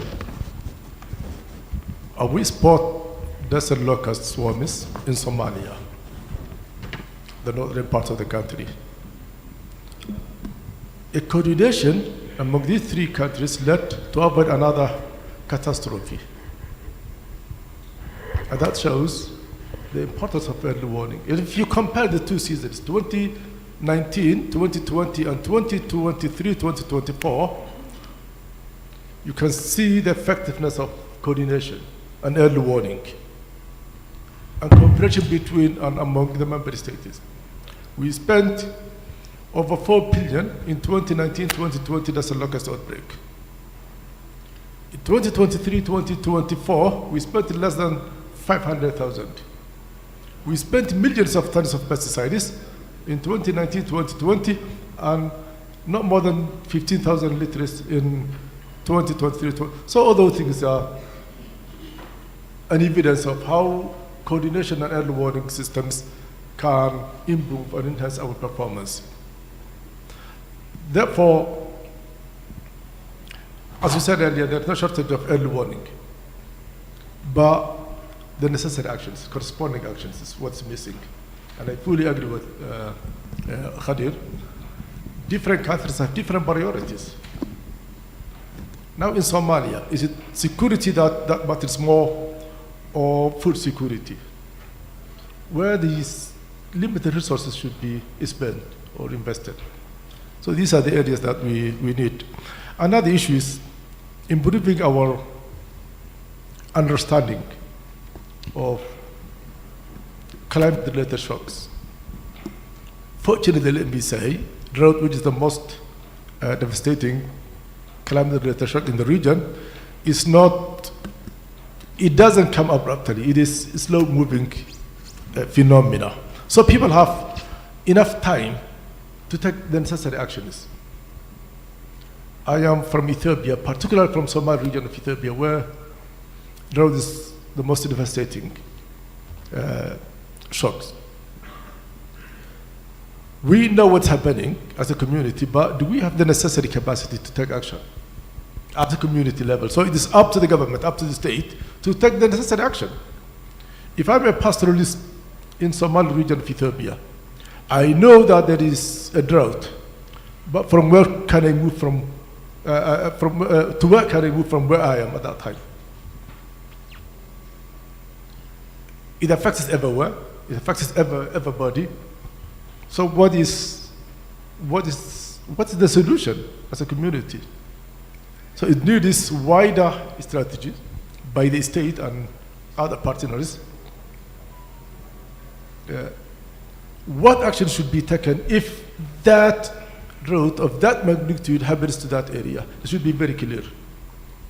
And that is the early preparation that we are missing as a region. But we know that there's a drought. We know there's less rainfall than expected.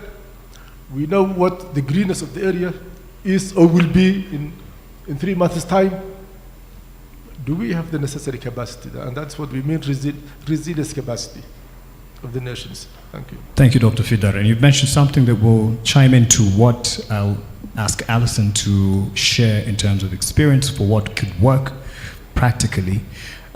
Climate change, malnutrition, a double-edged challenge that is faced by many governments and those in the room here, member states. in your view, what practical steps that can be utilized, much as he said there is the issue of capacity as well as priority for the governments represented, but what practical steps can be used to reduce the climate-related malnutrition risks that are a reality? Thank you very much, and I think my colleague panelists had actually started speaking to that.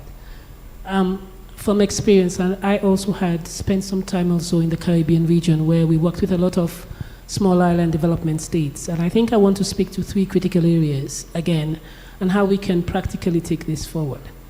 One is real decentralization. We have realized that a lot of the systems are very strong at national and sometimes even at subnational level, but not necessarily at the community level where we have the greatest impact. And I think that's where we have to shift both the resources and the investment at community level. And I want to really share that communities do have, not maybe all the resources, but a lot of them do have capacities. Because we ask ourselves, when we are hit by climate shocks, most times we cannot respond immediately. We don't have access to the location. But in some of these communities that we've worked in, when we get in there a couple of days later, somehow they have survived. How do we tap on these homegrown survival mechanisms that may not be well developed, but are able to save people for 3, 4, 5 days? How can we take these and build them into a national system so that they can work across localities? And I think that top-down, bottom-up approach is going to be a fundamental one. A second key area is the coordination mechanisms. We coordinate very well at the national level. When a disaster hits, we immediately trigger, national emergency, hotspots, etc. However, how does that translate at the local level, working with community platforms? There are a lot of community platforms, but these are fragmented. How do we make sure that there's effective communication across the sectors to ensure that when we respond at the community level, it is cohesive?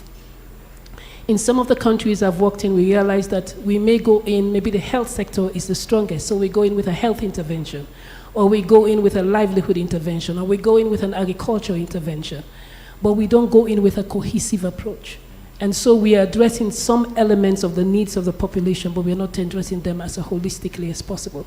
And with the limited resources we have now, both human and financial, I think this is the time when coordination of community platforms and leveraging community homegrown initiatives that will be sustainable.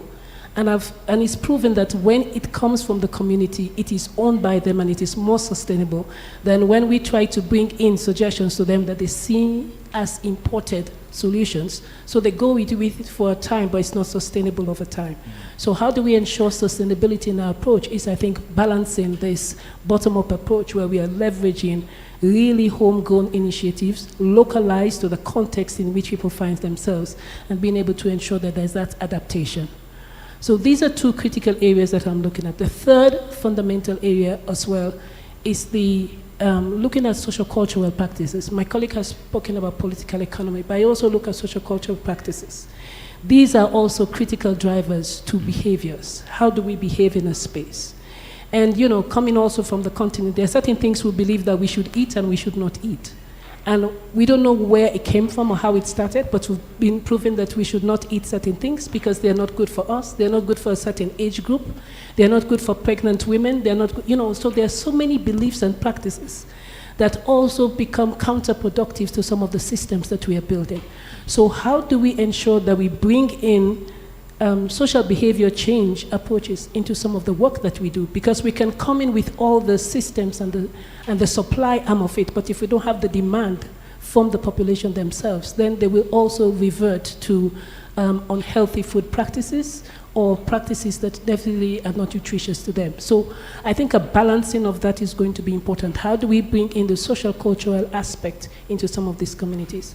And the final piece is looking at, again, taking local solutions to a global space. And I'm sure some of us here are already aware of the Fast Food Africa initiative that has already been triggered. A number of the IGAD partners are there. Kenya, Ethiopia are very key in moving that agenda forward. And we're hoping that we would have a big launch in the not too distant future. However, whilst that is going on, we are working with partners, together with IGAD and WFP and some of the others to see how do we leverage, Africa's climate, in as much as we have climate shocks, but we also have a very good climate where we can produce our own food. We have good soils. How do we leverage that to produce our own?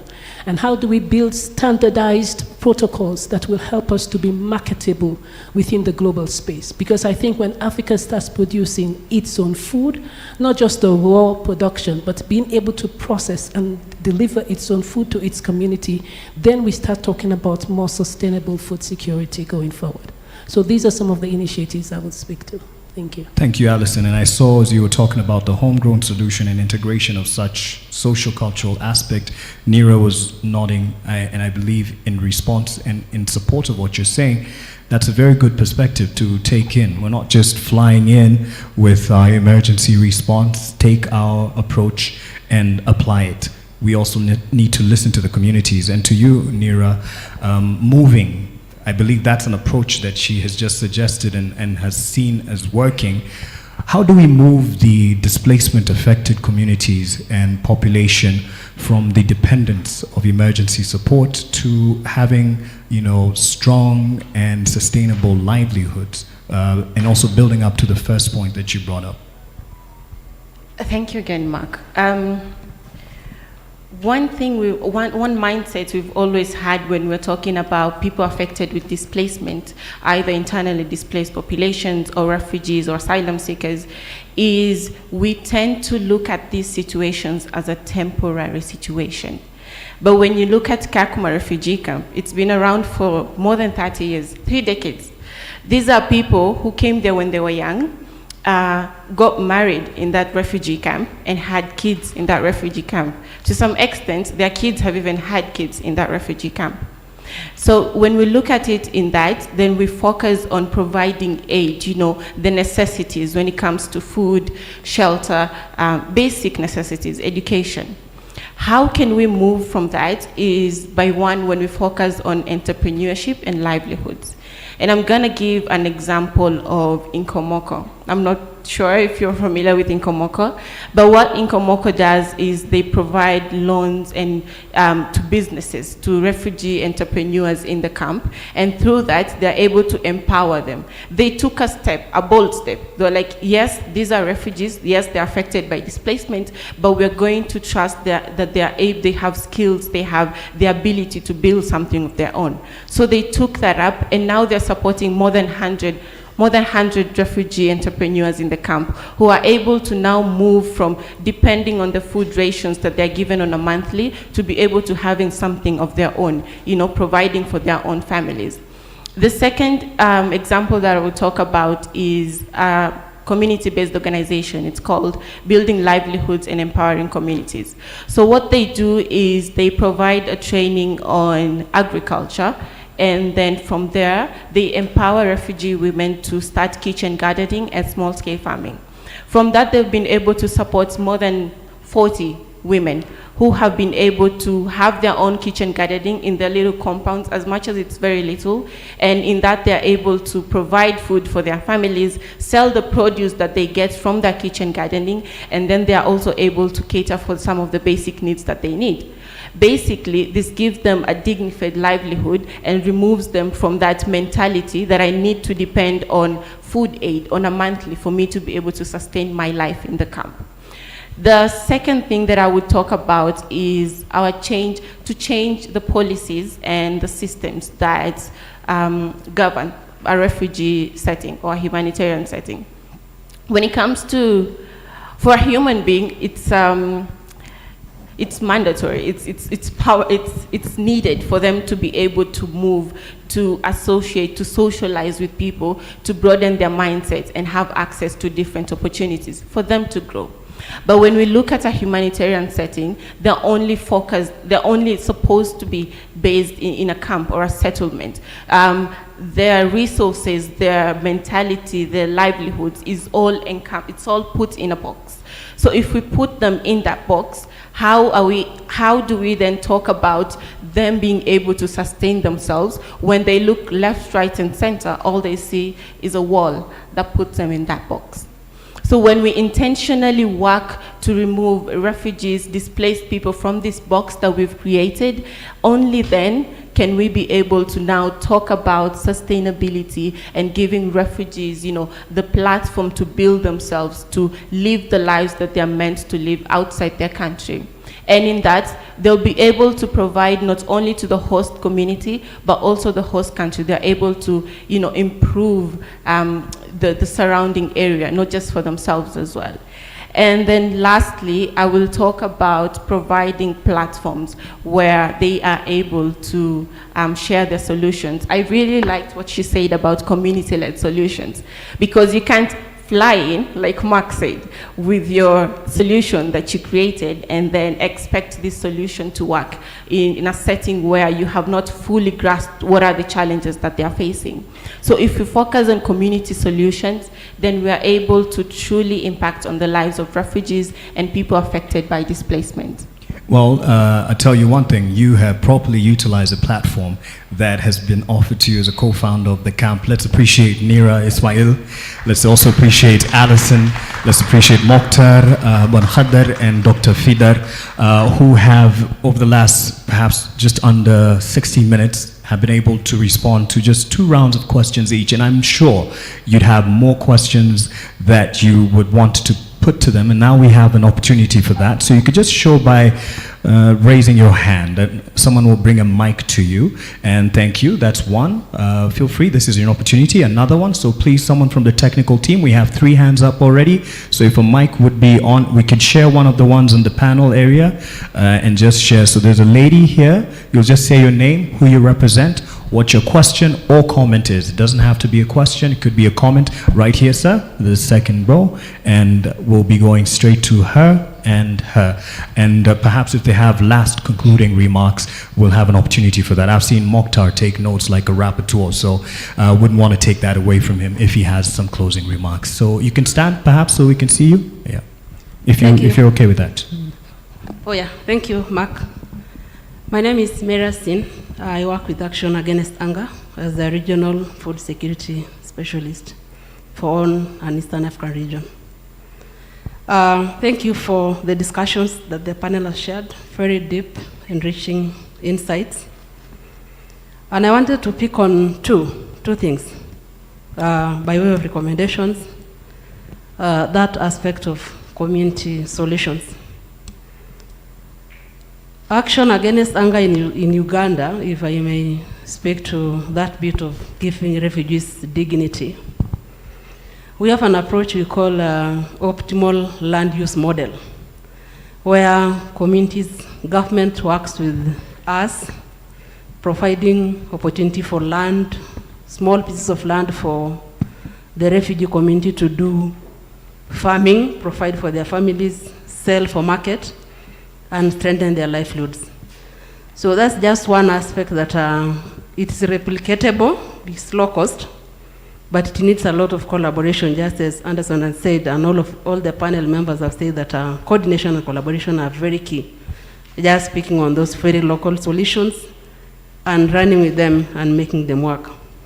Secondly is, I know we've spoken a lot on the bit of the climate issues triggering the challenges and the data that we've seen on the global food crisis. There is also the aspect of floods. Floods. In some areas where communities are producing food, just in the verge of harvesting, everything is swept.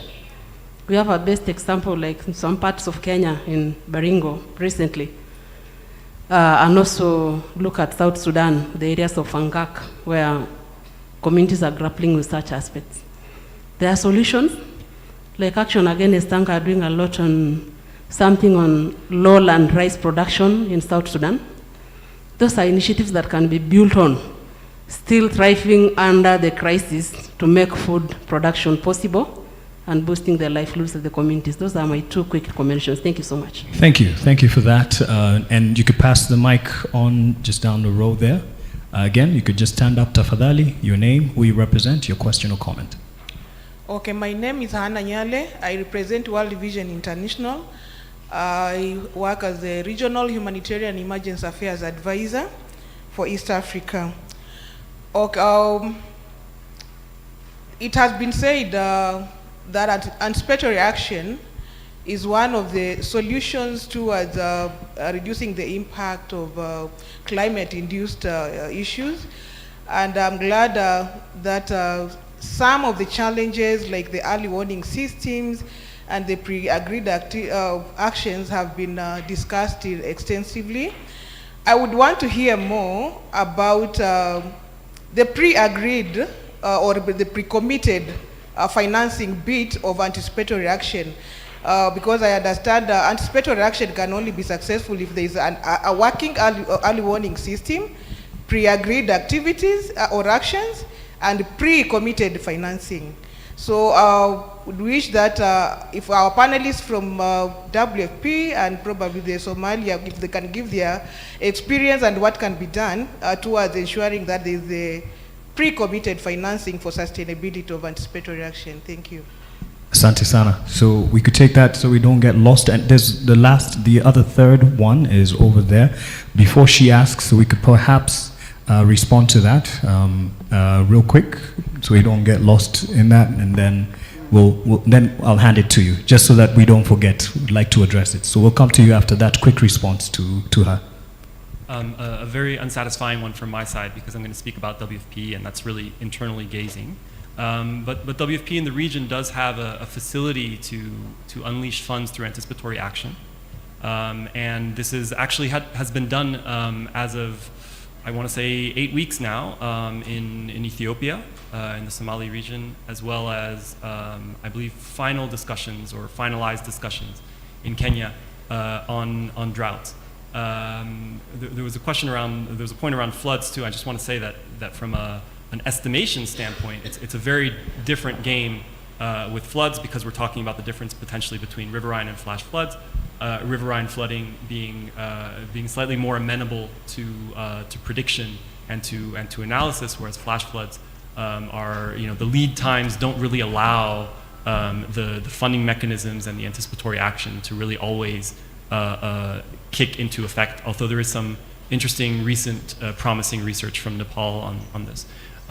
So WFP internally has this facility that, based on agreed upon thresholds that are worked through with ICPAC, that are part of and institutionalized in national disaster risk management authorities and bodies to support governments with this. That remains an internally focused mechanism, right? And I actually would be very interested in hearing from our colleague in Somalia on how national governments are doing. Mr. Khader? Yeah, thank you very much. And actually, it's true. It's very true that whatever efforts you do to achieve a fully fledged anticipatory action working for you, if you don't have a predefined allocation of fund, then I think it will not work at all. So what we do at the national level is that we have the technical working group, the anticipatory action technical working group, and of course we have the models, especially the flood model for now, and the drought model is coming. So we have the thresholds, the triggers defined. We also predefine actions, what we would do in case of what. Then now, I'll give you an example of 2023 El Nino flood. Before, it was about July when we started all this setup.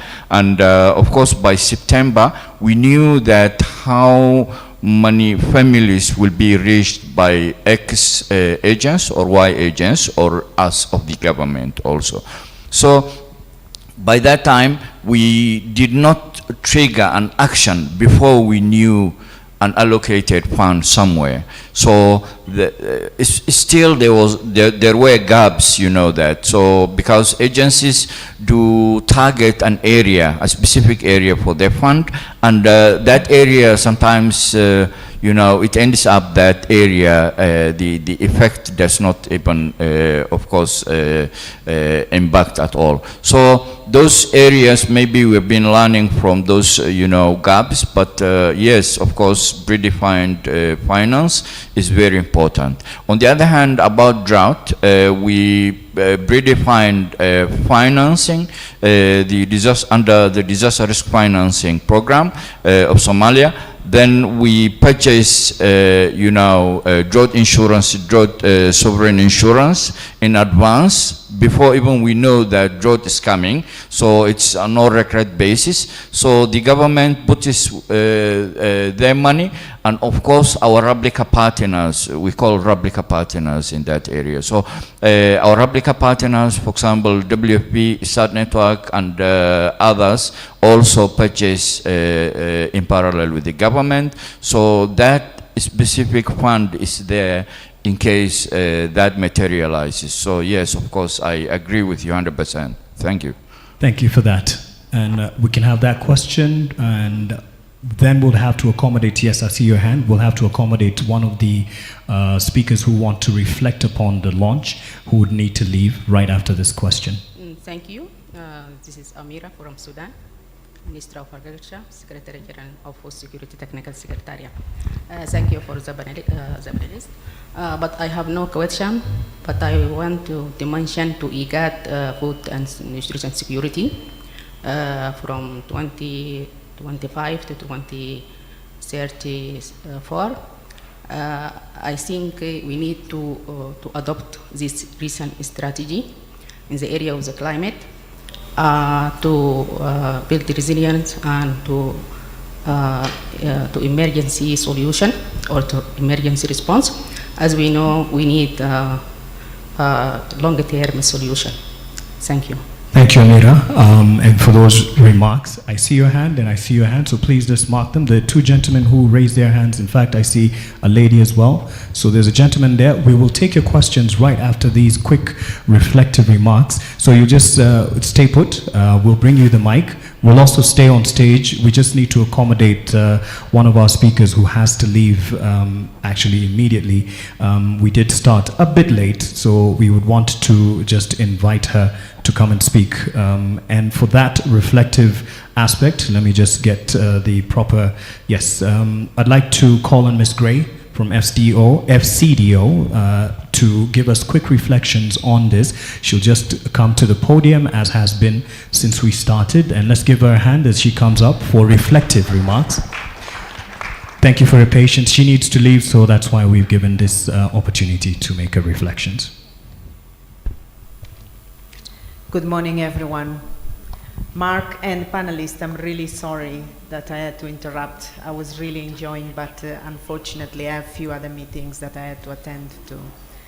I should say I'm actually representing the British High Commission or the UK government, just in case you don't know what FCDO means. Many people ask me, is it an NGO, an organization? So just for clarity, I am from the British High Commission. It's both an honor and pleasure to be here today to join these conversations into this very important subject that we are discussing today. I don't think this is just a report. This is not mere statistics.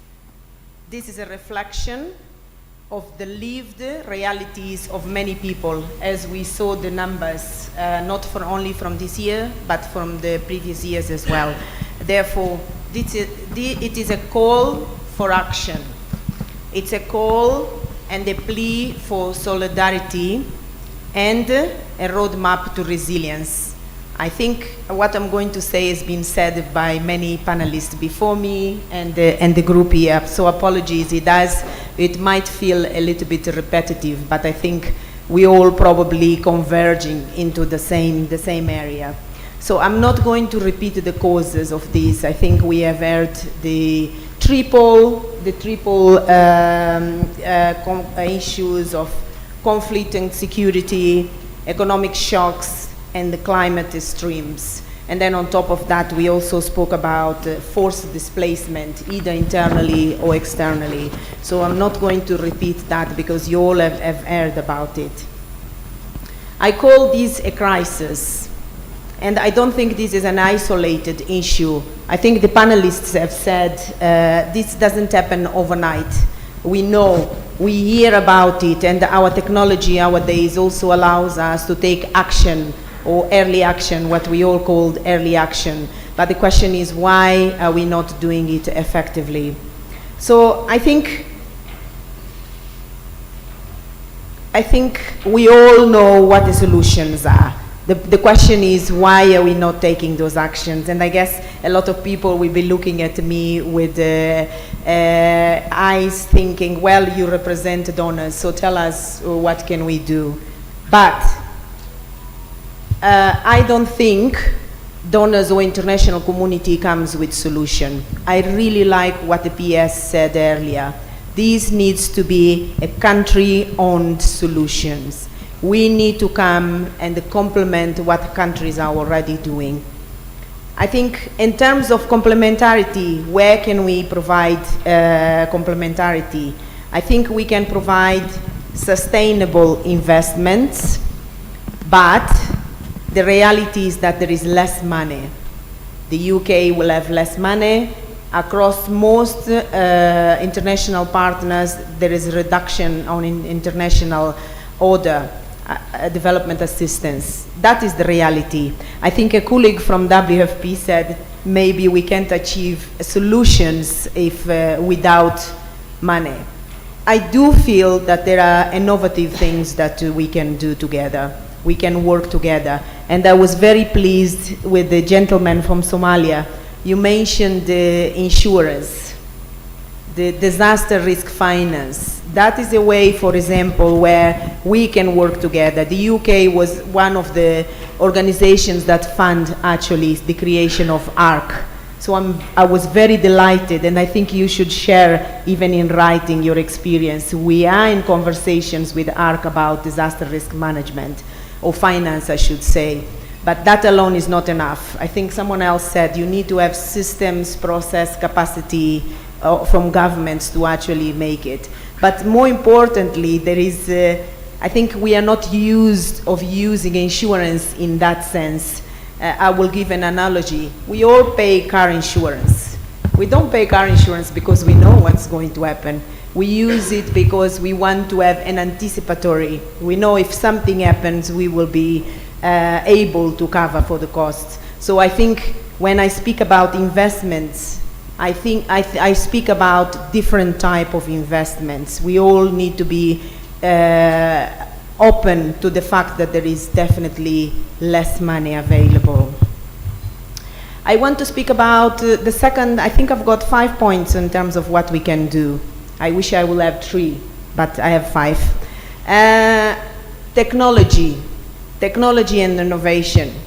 I think we all spoke about, or the panelists particularly spoke about early warning systems. There is a lot more innovation now in terms of technology. How do we use that? And I agree with you completely. The problem is not lack of information. The information is available, but the problem is how are we using the information? How is the community using the information? Is the information getting to the right people at the right time? I think that's the question we should be asking ourselves. Someone else also spoke about aligned policies. I will say aligned policies and systems. Again, this is about, even if you have finance, who actually leads the process when a disaster is called, or crisis, or whatever the word we want to use, who actually going to use, and what systems and process governance structures are we going to use to support the implementation. And then building institutional capacity. Again, this goes back to the point, all multi-sector approach, but people with the right capacity. And I think this is where we probably can help in terms of technical capacity training. We all across the room can do that. And then the last point from me in terms of what we can do is what has been said already. Partnership, collaboration, and collaboration. I think we all need to work together in this. There is no such a thing that one government or one organization will actually be able to resolve these alone. I think we need to share lessons. We need to share best practice, learn from each other, I think the panel members all have a lot of experience. The question is, how do we translate that into action? So behind every number in this report, there is a human story. I think that's what you were saying. This is not about numbers. This is not about us sitting here and thinking, oh, these are just statistics. A mother skipping meals to her children that cannot eat. A farmer watching his crops winter under a scorching sun. A child growing without the nourishment needed to thrive. So these are all human stories that we, as development experts, humanitarian, whatever we call ourselves these days, maybe there is another terminology, I think you said nexus, and there's so many. We all go to the field and we all speak with communities, with people, and we know, because we hear these stories. And they're not stories actually, they are realities. Let this report be our wake-up call. Let it be the movement we choose, action over apathy, justice over indifference, and resilience over despair. Together, we can build a future where food is not a privilege. I think I read somewhere, no one should be able to sleep without a food on the table. So let's work together so that there is no child sleeping hungry. And where the region, the East Africa region, stands not a symbol of a crisis, but as a beacon of hope and transformation. Thank you very much.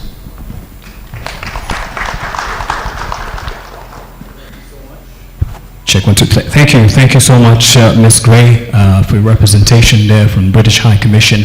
I'm afraid to the two that I promised would be able to ask a question, because of time we will have, because there's quite a number of reflective remarks from the governments represented here.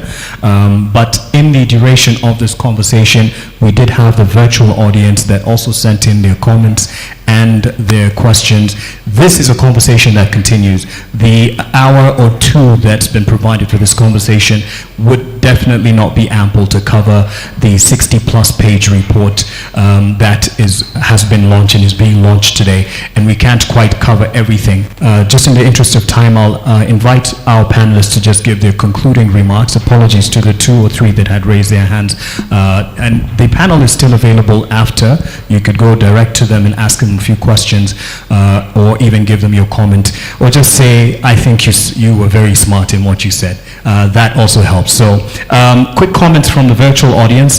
This is Oscar Ngesa, said, regional peace and security is the backbone to achieving food and nutrition security, culminating to a prosperous and sharper Horn of Africa. With peace, people can engage in livelihoods with reduced uncertainties. With peace, inflation will be in a leash or on a leash. With peace, children can attend school. With peace, regional trade will be realized, building to intra-Africa trade. And you put it in in brackets there. African countries have minimal trade between them. Thank you so much, Oscar Ngesa. Quick questions here, and that can be responded to even on the chat section by Eric Wetende. Can future reports also give highlights on wildlife, since some of the affected communities derive their livelihood from this natural resource? And again, the full report will definitely have more for you to be able to mine from. Bona Eric Wetende and Mohammed Hassan Ibro, you say, how does this report ensure that specific needs of persons with disabilities are addressed in food crises, analysis and response planning? Good reflections, good questions from our virtual audience, and I know there's plenty that you can level to our panel who will still be here. So before we get to the rest of the reflective remarks from Dr. Collins and others, I'd now like to bring it to a close with the panel. Mokhtar, you can start, and down the panel to Dr. Fidda. Okay, thank you. No, thanks very much for this. I've learned a lot, and I think my perspective on a couple of points has shifted as well in the discussion. So, especially on the point about how we understand local solutions and how we go from country to community, and from community back to country. So I think my panel and the questions for that. I'll just say a couple things. I think we're we're at a bit of an unprecedented time in terms of the gap between needs and means in a lot of ways. And I think it's important to acknowledge this failure. I think it's important to acknowledge it as a failure as well. That doesn't mean that we need to be pessimistic. I think our colleague from FCDO had a very good bent on this that I entirely agree with, that there are solutions that are coming not necessarily from where they've come before, that are able to, and that will, and that should be made to be able to move the needle on the important question of food crises, food insecurity more generally. So I'll just say my pithy 1, 2, 3 is, one, I think this requires us to work differently. And so this has been understood. We've said anticipatory action and early warning several times as kind of almost like a beacon for how we can work differently, though other examples have been given. I think it also calls on us to find what works, and sometimes the sources of what works are not they're not more money to do more of the same. There's a bit of that too, but it's not necessarily more money to do the same. It's to look at different locations, different people, and to try to understand things in a different way. What will get us to the goal of zero hunger is not what got us here necessarily. And then finally, I'll kind of repeat my point on root causes, right? Is that there are causes and then there are root causes. And some solutions are technical in nature, and some solutions require us to learn and require us to do things differently and require us to be uncomfortable. And those are also very important. Thank you. Thank you. Alison? Thank you very much. Thanks for the real reflections and for the feedback from the colleagues. I will also speak to 3 key areas. One is the national ownership. I think that has been reiterated by a number of the speakers. And as we look at the Africa 2063 agenda for the Africa we want, I think for some of us sitting on this table here, I think this is the moment for this continent. And I believe we see very strong political will coming into the space, but how do we translate that political will into impact and action at the community level, I think will be the next iteration of what we have. But this is a moment, and I believe that those of us sitting around this table and those in the audience as well are ready to accompany nation states in this journey as we move forward. The next piece I really would like to look at is the issue of the planning and financing. I think there are very strong systems that we have in place, but ensuring that they are costed and they're sustainable, I think is going to be important going forward. We have a plethora of policies. We do have a plethora of really strategic, systemic strategies that we've developed, but ensuring that they are costed and they are budgeted for and they're sustainable will be an important next step. How do we move in that direction, I think, will be another part of our conversation that we're looking at. The third key area I look at is what I mentioned before. How do we balance the community, the subnational and the national level? It has to be a tripartite partnership. It has to be holistic in order to make the difference that we're looking for. How do we leverage community solutions that are homegrown, localized and applicable to our context is going to be fundamental. For us as UNICEF, we joined the First Food Africa call. And I like the signature note of that First Food Africa, where we're looking at strengthening food systems to ensure that we don't just have the raw materials across the board, but we also can leverage food production. I think we do have the human resource available. Is how do we leverage that capacity? By 2050, Africa will have the greatest youth bulge across the world. How are we looking at that demographic dividend to leverage it as we go forward will be important.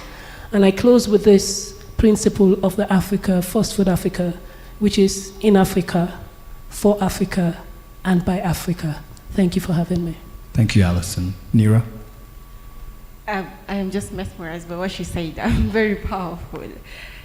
I am a story person. I am a humanized solutions person.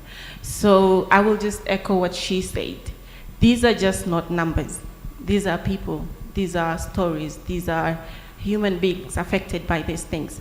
So the next time you come up with a solution and you're like, let me put this aside for a minute and then do this, think of a mother who let her children go hungry for a day or two because she's not able to put food on the table. Think of one of the most grievous, one of the most terrible cases of displacement from Sudan. Think about that. The 10+ million people who have been displaced. Think about them as human beings and then rethink your mindset into not putting this solution aside, but taking it up as a priority. Look into what other organizations are doing, what other countries are doing. Collaborate, interact, share experiences, share what has been working, and I believe with all of this, we'll be able to combat what we're talking about today. And as much as she said by 2030, we might not be able to get to our goal, but we'll be close enough to get to that goal. Thank you.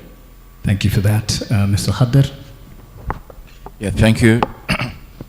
I thank, first of all, to our panelists and, of course, the dignitaries from governments, from agencies, and, of course, the participants. Of course, colleagues, I would like to, of course, foresee the next decade. Maybe the next decade will not be the same, actually, as the last decade. Of course, we are anticipating a decade of few funds in terms of this sector, the food security, nutrition, and of course, as well as the disaster risk management.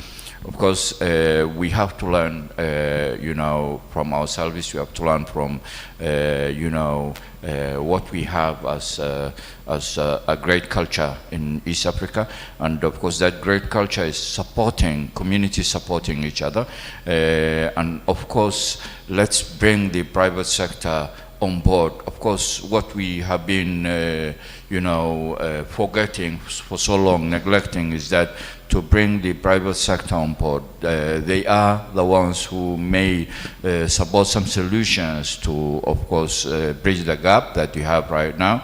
Of course, let's look down to us, to ourselves, and of course, see the economic that we have, the resources that we have. Of course, for example, my country has the longest coast, and it's absolutely surprising that we talk about famine in our country, whereby a family who is hungry can go to the sea and, of course, fish for themselves, whereby there's no, impediment, and of course, nobody will tell you not to go to the sea to fish, and we're surprised why some of our families are dying. Of course, the rest of it is history, but let's prepare for what's coming towards us. The decade that will be a challenge for us, and let's take care of our citizens. It's a test for us all, and of course, God also will look at us how we do. Thank you very much. Let's prepare for the next decade. Dr. Fidar. Thank you, Mark. Actually, if you look at the number of food insecure people in the region, it is very embarrassing to the region. It's more than the population of most countries of the region. 42 million people in 6 countries, not even 7, not even 8 countries. Therefore, IGAD and IGAD member states should take the responsibility to reduce this number drastically. We appreciate what our development partners are doing with us, particularly ICPAC, and particularly let me thank FCDO, the UK government, and EU in front of me now. Your support to IGAD and ICPAC is tremendous. And with your support, we are able to provide climate services to the member states. Every year we do 3 times Greater Horn of Africa Climate Outlook Forum, in which we not only forecast what might happen next season, but we conduct impact-based forecasting. That should be enhanced and improved as much as we can. And let me thank you other partners, including FAO, WFP, and other partners, and I cannot list them all. So with your support, we will be able to, with your coordination, we will be able to enhance our capacity. And finally, let me thank our member states. Your commitment is appreciated here. But I hope next year we will look at the number and say thanks. We made that possible. We reduced the number. Thank you. Indeed, it does look like a challenging decade looking forward, but as Dr. Fidar has concluded, we can look back hopefully and say we did something collectively. So again, sorry for interrupting the applause. Let's appreciate this panel as they stand up for a picture. Asante Sana, let's just take a picture of our panel, and those behind the camera, I'm sure you'd want to record this as they stand up for this picture. Dr. Fidar, Abdi Fidar, Acting Director, IGAD Climate Prediction and Application Center, Mr. Khaddin Mohammed, Director, Disaster Risk Management, Somali Disaster Management Agency, or SODMA, and Ms. Nira Ismail, co-founder, The Camp, a youth-led initiative advancing refugee leadership and inclusion through storytelling, Ms. Alison Parker, Deputy Regional Director, United Nations Children's Fund, Eastern and Southern Africa Regional Office, and Mr. Mokhtar Abubakar, Regional Advisor, United Nations World Food Program, Regional Bureau for Eastern Africa. Again, let's appreciate them as they head to their seats. Thank you, ladies and gentlemen, for your time. And the reflections continue for this particular conversation in terms of the governments represented here, as we do have ministries represented from member states.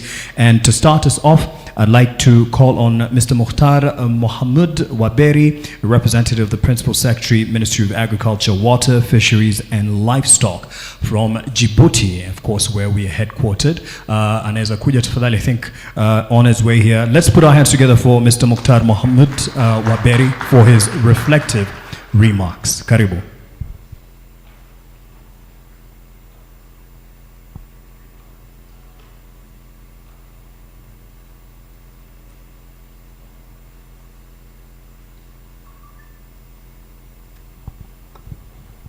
Thank you. Good morning, everyone. For Djibouti, I represent the Secretary, Primary Secretary for the Minister of Agriculture. My name is Mukhtar Mahmoud. I'm the Director of Agriculture and Forest. For this meeting, my remark is. Firstly, it's a pleasure to be here with you and for this lunch IGAD regional focus for 2020.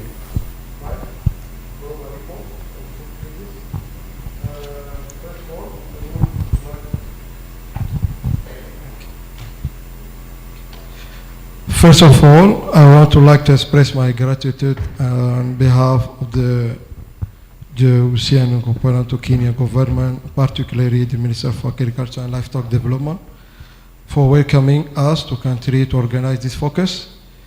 All states transnational borders. I would also like to thank the actual director of ICPAC, Mr. Abdi Fidar, to organize this meeting. I would also like to take this opportunity to return my sincere thanks and gratitude to all the partners who have contributed to the realization of this regional focus. Ladies and gentlemen, the Global Food Crisis Report is a tool that enables us to better understand the mapping of global food situation for our region.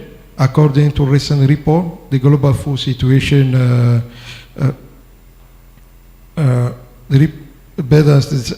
according to recent report, the global food situation gets worse, which is alarming.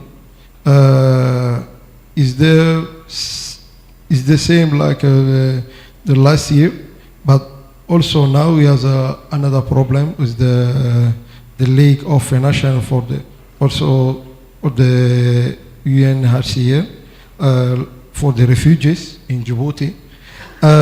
Also, as far as the IGAD region is concerned, because this report highlights of this year you have a phenomenon, the drought phenomenon is a considerable impact of all the region.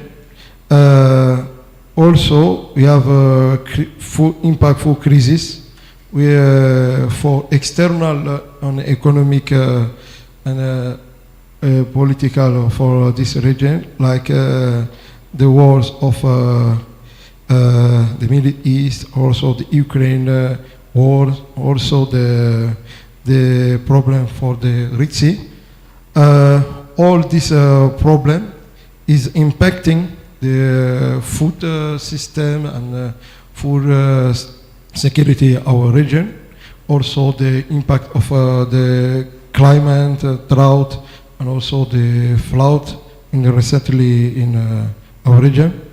All discussion delegate is essential to understand how trends evolve and persist in order to provide appropriate response. This is our discussion and dialogue of today on this meeting. I appreciate the intervention of all panelists in this today, and also the interaction, the remarks of all the participants. It's essential also to understand how the mechanism resolve for this crisis durably and sustainably. In Djibouti, the government released our bulletin from for this year is IPC acute, malnutrition, and also food insecurity. All this mapping the country food situation. Now we also use the meteorological data collected for all the institutions, Ministry, Social Affairs, Health, Agriculture, Transport, also the ONG, local ONGs, and also the UN organization. In addition, it's always worth mentioning the three main pillars of food security: the availability, accessibility, and utilization. Sometimes the availability of food may depend on the productivity of given country, but also is depend the trade, the availability of some rules or the broader framework, and depend also the smooth running of international and trade or logistical. All this information is studied by Djibouti National Statistics Institute, form the basis of the strategic and vision drawn up by the government. Dear delegated, also all participation, understanding changing trends is crucial, and the effort of global food security network, particularly with regard to data and solution, are of paramount importance. I would like to offer my sincere congratulations to the team behind this science-based report.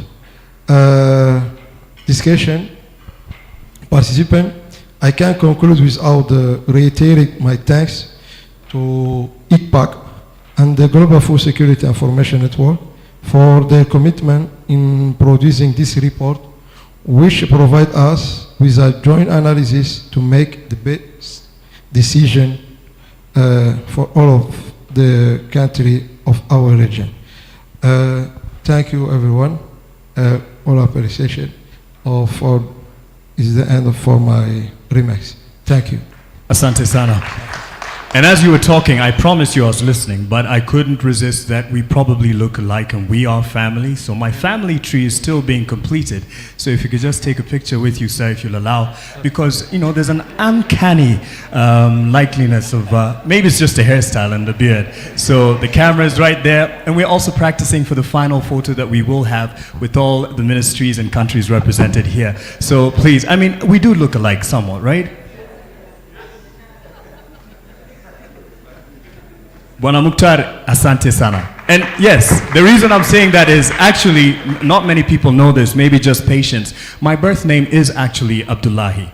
I was born Abdullahi, a bit of Nubian blood in me, so we are family, you never know. Daddy's whereabouts are still being found. There's a search party out there. But hey, next to the program, in terms of the search party for the next speaker, I'd like to call on Honorable Asad Abdirizak, State Minister, Ministry of Agriculture and Irrigation from the government of Somalia. Another one who almost looks like me as well. So, Karibu Sana, use this mic, it's better. Karibu Sana, Karibu.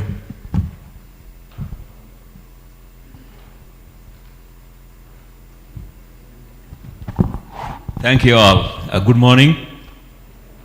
My name is Asad Abdirizak Muhammad. I'm the State Minister of Agriculture and Irrigation for Federal Republic of Somalia. Abdullah really looks like more to my son, whose name is Abdullah also, more than me. So his DNA is all over the place. That's true. Distinguished Excellencies, development partners, United Nations representatives, IGAD and specifically IGPAC representatives, ladies and gentlemen, good morning.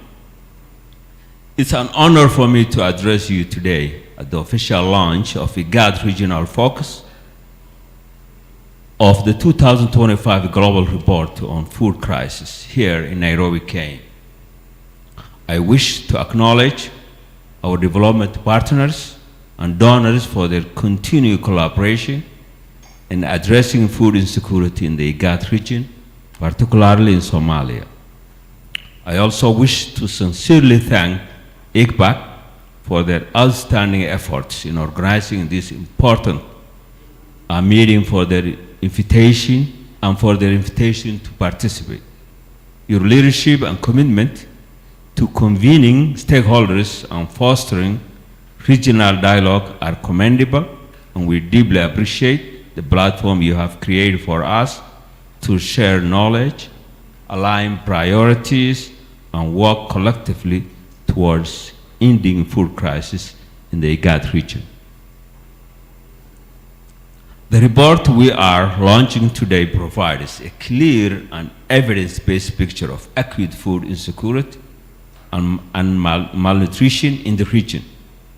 It highlights where the needs are greatest, the population is most affected, and the trend over time. Importantly, it also identifies the drivers of food crisis, including conflict, climate shocks, displacement, and economic pressures that continue to put millions of lives at risk. The findings remind us that across many communities, families still face severe challenges. Some are at the edge of famine, while others struggle with rising food prices and reduced access to essential services. This report is therefore not only a record of the situation, but also a call of action for all of us. Earlier this year, in February 2025, we established the Somali IBC Technical Working Group.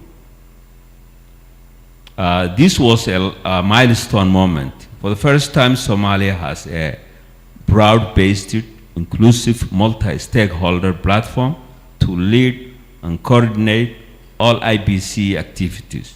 Importantly, we wish to inform you that the IBC Technical Working Group will serve as the central body coordinating the acute food insecurity and acute malnutrition analysis, ensuring a credible, transparent, and consensus-driven process. The Technical Working Group is chaired by the Ministry of Agriculture and Irrigation, co-chaired by WFB, with FAO and FSNAU as the Secretariat, and hosted by the Somali National Bureau of Statistics.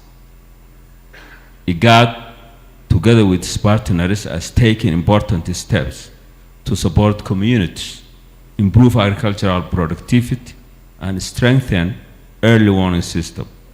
These efforts form a valuable foundation but must be complemented by a broader and sustainable response. Moving toward, it's essential to balance immediate humanitarian response with long-term investment that can build resilient and sustainable food systems. Supporting farmers, women and youth in agriculture remains central to achieve food insecurity and reduce vulnerability. Ladies and gentlemen, the value of this report lies in its ability to guide us with evidence, reminding us of the urgency of collective action. Let us use these findings to work more closely together, design practical solutions, and ensure no child and no mother in IGAD region is left behind. Before I conclude, I would like to address, when I see the global and regional report, the drivers mainly were climate change and conflicts. We all know what we call climate change is beyond our control. But we can find a solution to mitigate the climate change effects. But the conflicts, most of the conflicts of this IGAD region is not in their control. The global, regional and global conflicts sometimes is influenced, and the root causes is big military countries. Before it was like they give us the weapons and fires, but they also provide us extinguishers to put off those fires. Right now there is no funding, there is no extinguishers, it's only fires. We talk about the trend of IGAD commercial and transportations and food movements. All these countries globally, when we look today, was like Ukraine was one of those countries that we have right now. It's a food crisis. Ukraine was the the world basket for food. Palestine, Ukraine, East IGAD, all those regions. Always the food crisis followed the conflicts. So in IGAD regions, we need to address the conflicts at the extent that we can control. Some of the extents we cannot control, I know, because of the military mighty countries. For example, in Somalia, most of these conflicts, the root cause is the geopolitics of the Bab el-Mandeb. It's not our control. The potential of Somalia is great. The longest coast area, 2 rivers, 8.9 million hectares square. But why we cannot take advantage of it? Because of the conflict. And some of these conflicts is man-made conflicts by superpowers. So all these we're talking about today is the mitigation, climate change, all those, but we are not talking about the elephants and the elephants in the room and the drivers of food insecurity. We need to address that. We need to open our borders and trade and access of the food movements and the trade movements between IGAD regions. IGAD regions has potential to feed their people. IGAD regions have population, young population, 75% youth, innovators who has a digital advantage. But the problem is most of these conflicts is not our hands. The climate, we can talk about, producing smart agriculture, smart farming. Right now, as I started, we don't have a lot of extinguishers. We have fires, but we need to address that root causes of the food insecurity also. Thank you. That's off the record. Thanks very much. Asante sana, Honorable Asad Abdirizak, for your off-the-record remarks and honest feedback as well. Asante sana for that. Your counterpart, I'll call on next from Sudan, Honorable Abubakar Omer Al-Bushra, and the Secretary, Ministry of Agriculture from the Government of Sudan. Let's put our hands together as we appreciate him for his reflective remarks he's going to give us. Tafadali, let's appreciate him.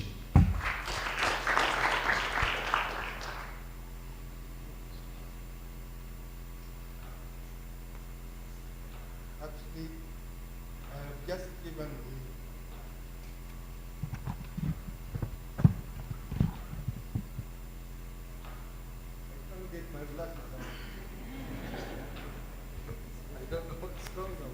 It's all right. As he also does that, I'll be calling on our counterpart from Uganda to be on standby for his reflective remarks as well. And we're good to go. Good morning. I'm glad to be here in Kenya. And first of all, I would like to thank the government of Kenya for this opportunity. Thank you for Kenya.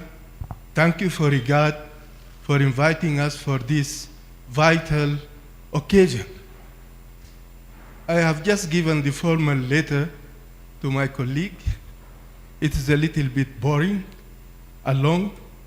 I'm going to talk about some points. Actually, we are facing two problems.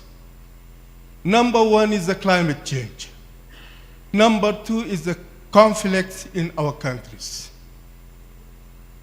The climate change is not a matter to be solved by us as quickly as possible, because others are living with us in this planet, and they are making life impossible in this planet.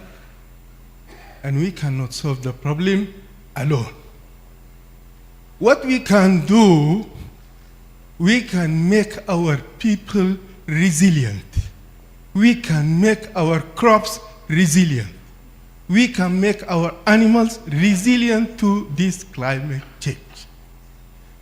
You know, a day will come and all these varieties which we are now cultivating, we will not be able to cultivate them. They cannot cope with the climate change. So we have to think about this. We have to release resilient varieties, because a day will come we cannot cultivate maize, we cannot cultivate sorghum. If we cannot cultivate them, how can we get them? This is really food crisis. This is what we can do about climate change. As my friend said, no roles of solution has been distributed to the world to solve the problem of climate change. Who is going to do what? No one. They will tell us, you Africans go there, grow forests, use solar energy to solve the problem. And they will enjoy using their luxurious cars, using the fuels, and destroy the climate. This is a reality. Okay, today I have been hearing the name of my country many times, especially in the stages of IPC, the higher stages. I agree. We are facing a war in Sudan. It's not a conflict, comprehensive war. All of the country. Against whom? Against 11 countries. Some of them are neighbors, some of them are from Arab countries, but this is a reality. The war in Sudan is not a play, it is not a game. We should be facing famine, yes, but fortunately, because Sudan is rich of its agriculture and natural resources, we are not facing famine. We have the River Nile. We have 7 seasonal rivers. We have high precipitations. We have about 75 million hectares of arable land. Farming cannot be there unless there is drought or there is pest affect, locust or pest, something like this, it can make famine.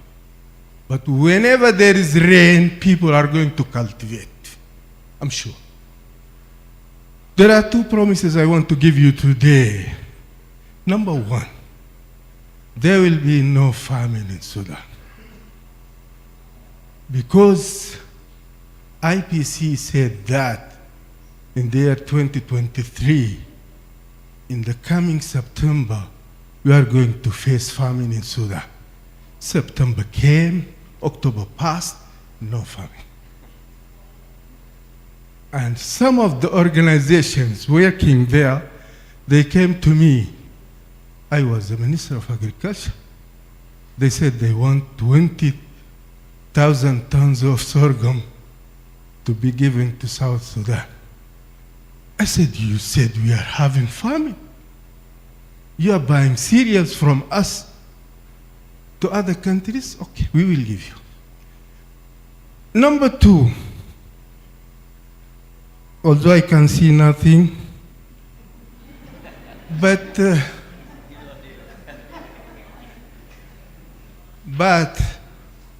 we have to put more concern about our research institutes, because these people can produce for us some varieties. They can stand drought, they can stand climate change. I believe of solution. This is one of the solutions. IPC showed us some figures. I don't call them figures because she said they are people. They showed us a lot of people figures there. But what is the solution? Don't tell me that we are going to end this conflict by inviting UN forces to come in my country.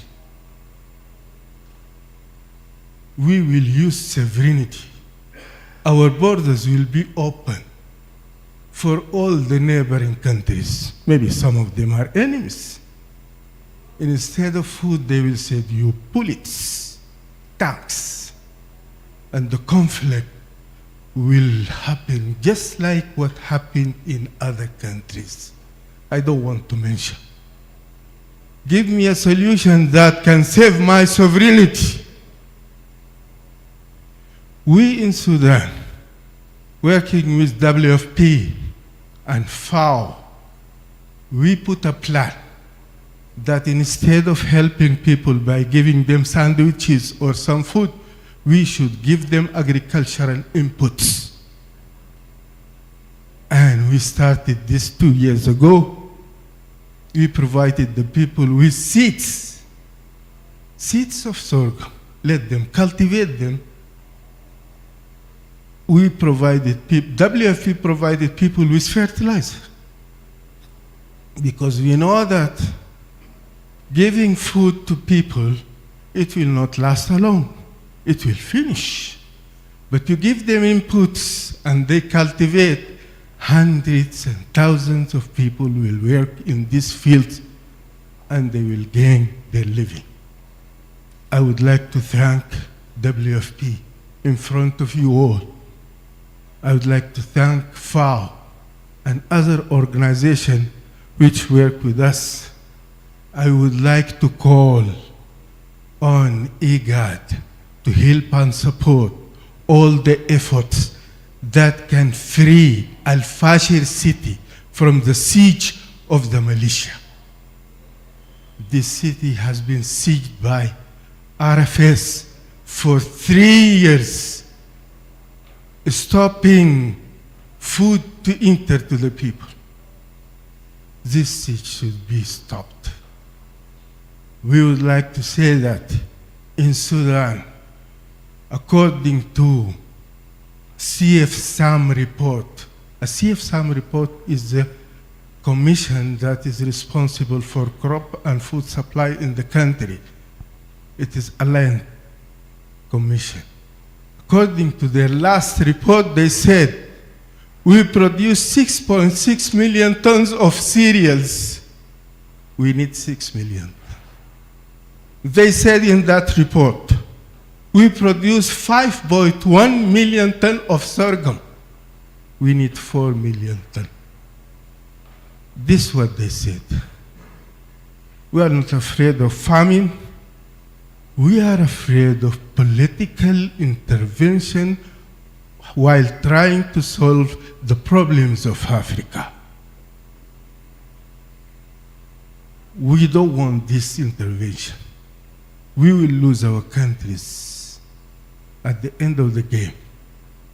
Maybe the war will stop, but the country will be divided and we will lose it. And my friends from these countries, they know what happened. Thank you very much. I think I have taken a lot of time, but this is all what I wanted to say. Thank you very much. Shukran, Honorable Abubakar Omer. Perhaps it was God's aligning by... No, we can take a photo, you never know.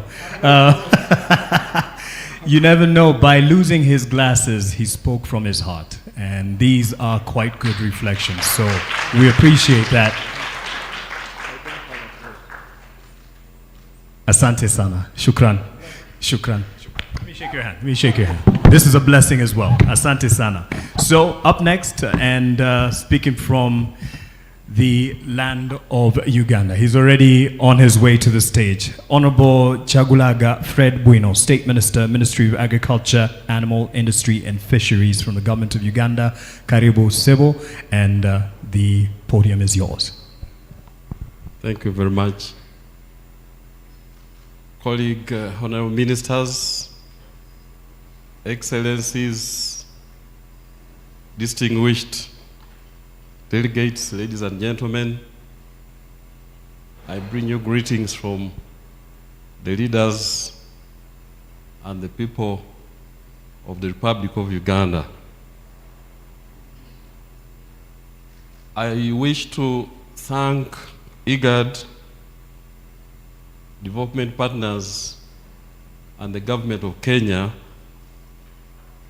for organizing this regional focus on the 2025 GRFC and for the warm welcome extended to all of us, as well as the courtesies that we have enjoyed since we arrived. I also wish to thank the presenters for bringing out a very vivid picture. And with your permission, my reflective remarks will be broad and general. And I'll start by making a general statement that figures don't lie. And if you look at the figures that have been given to us, the regional food situation is worrying. And signs are clear that we can't pull out of this in a short time. It has actually been stated that we can't pull out by 2030. And no member state can claim to be safe in this. All of us are affected in one way or another. And the drivers have been brought out vividly. Some are environmental, others are geopolitical.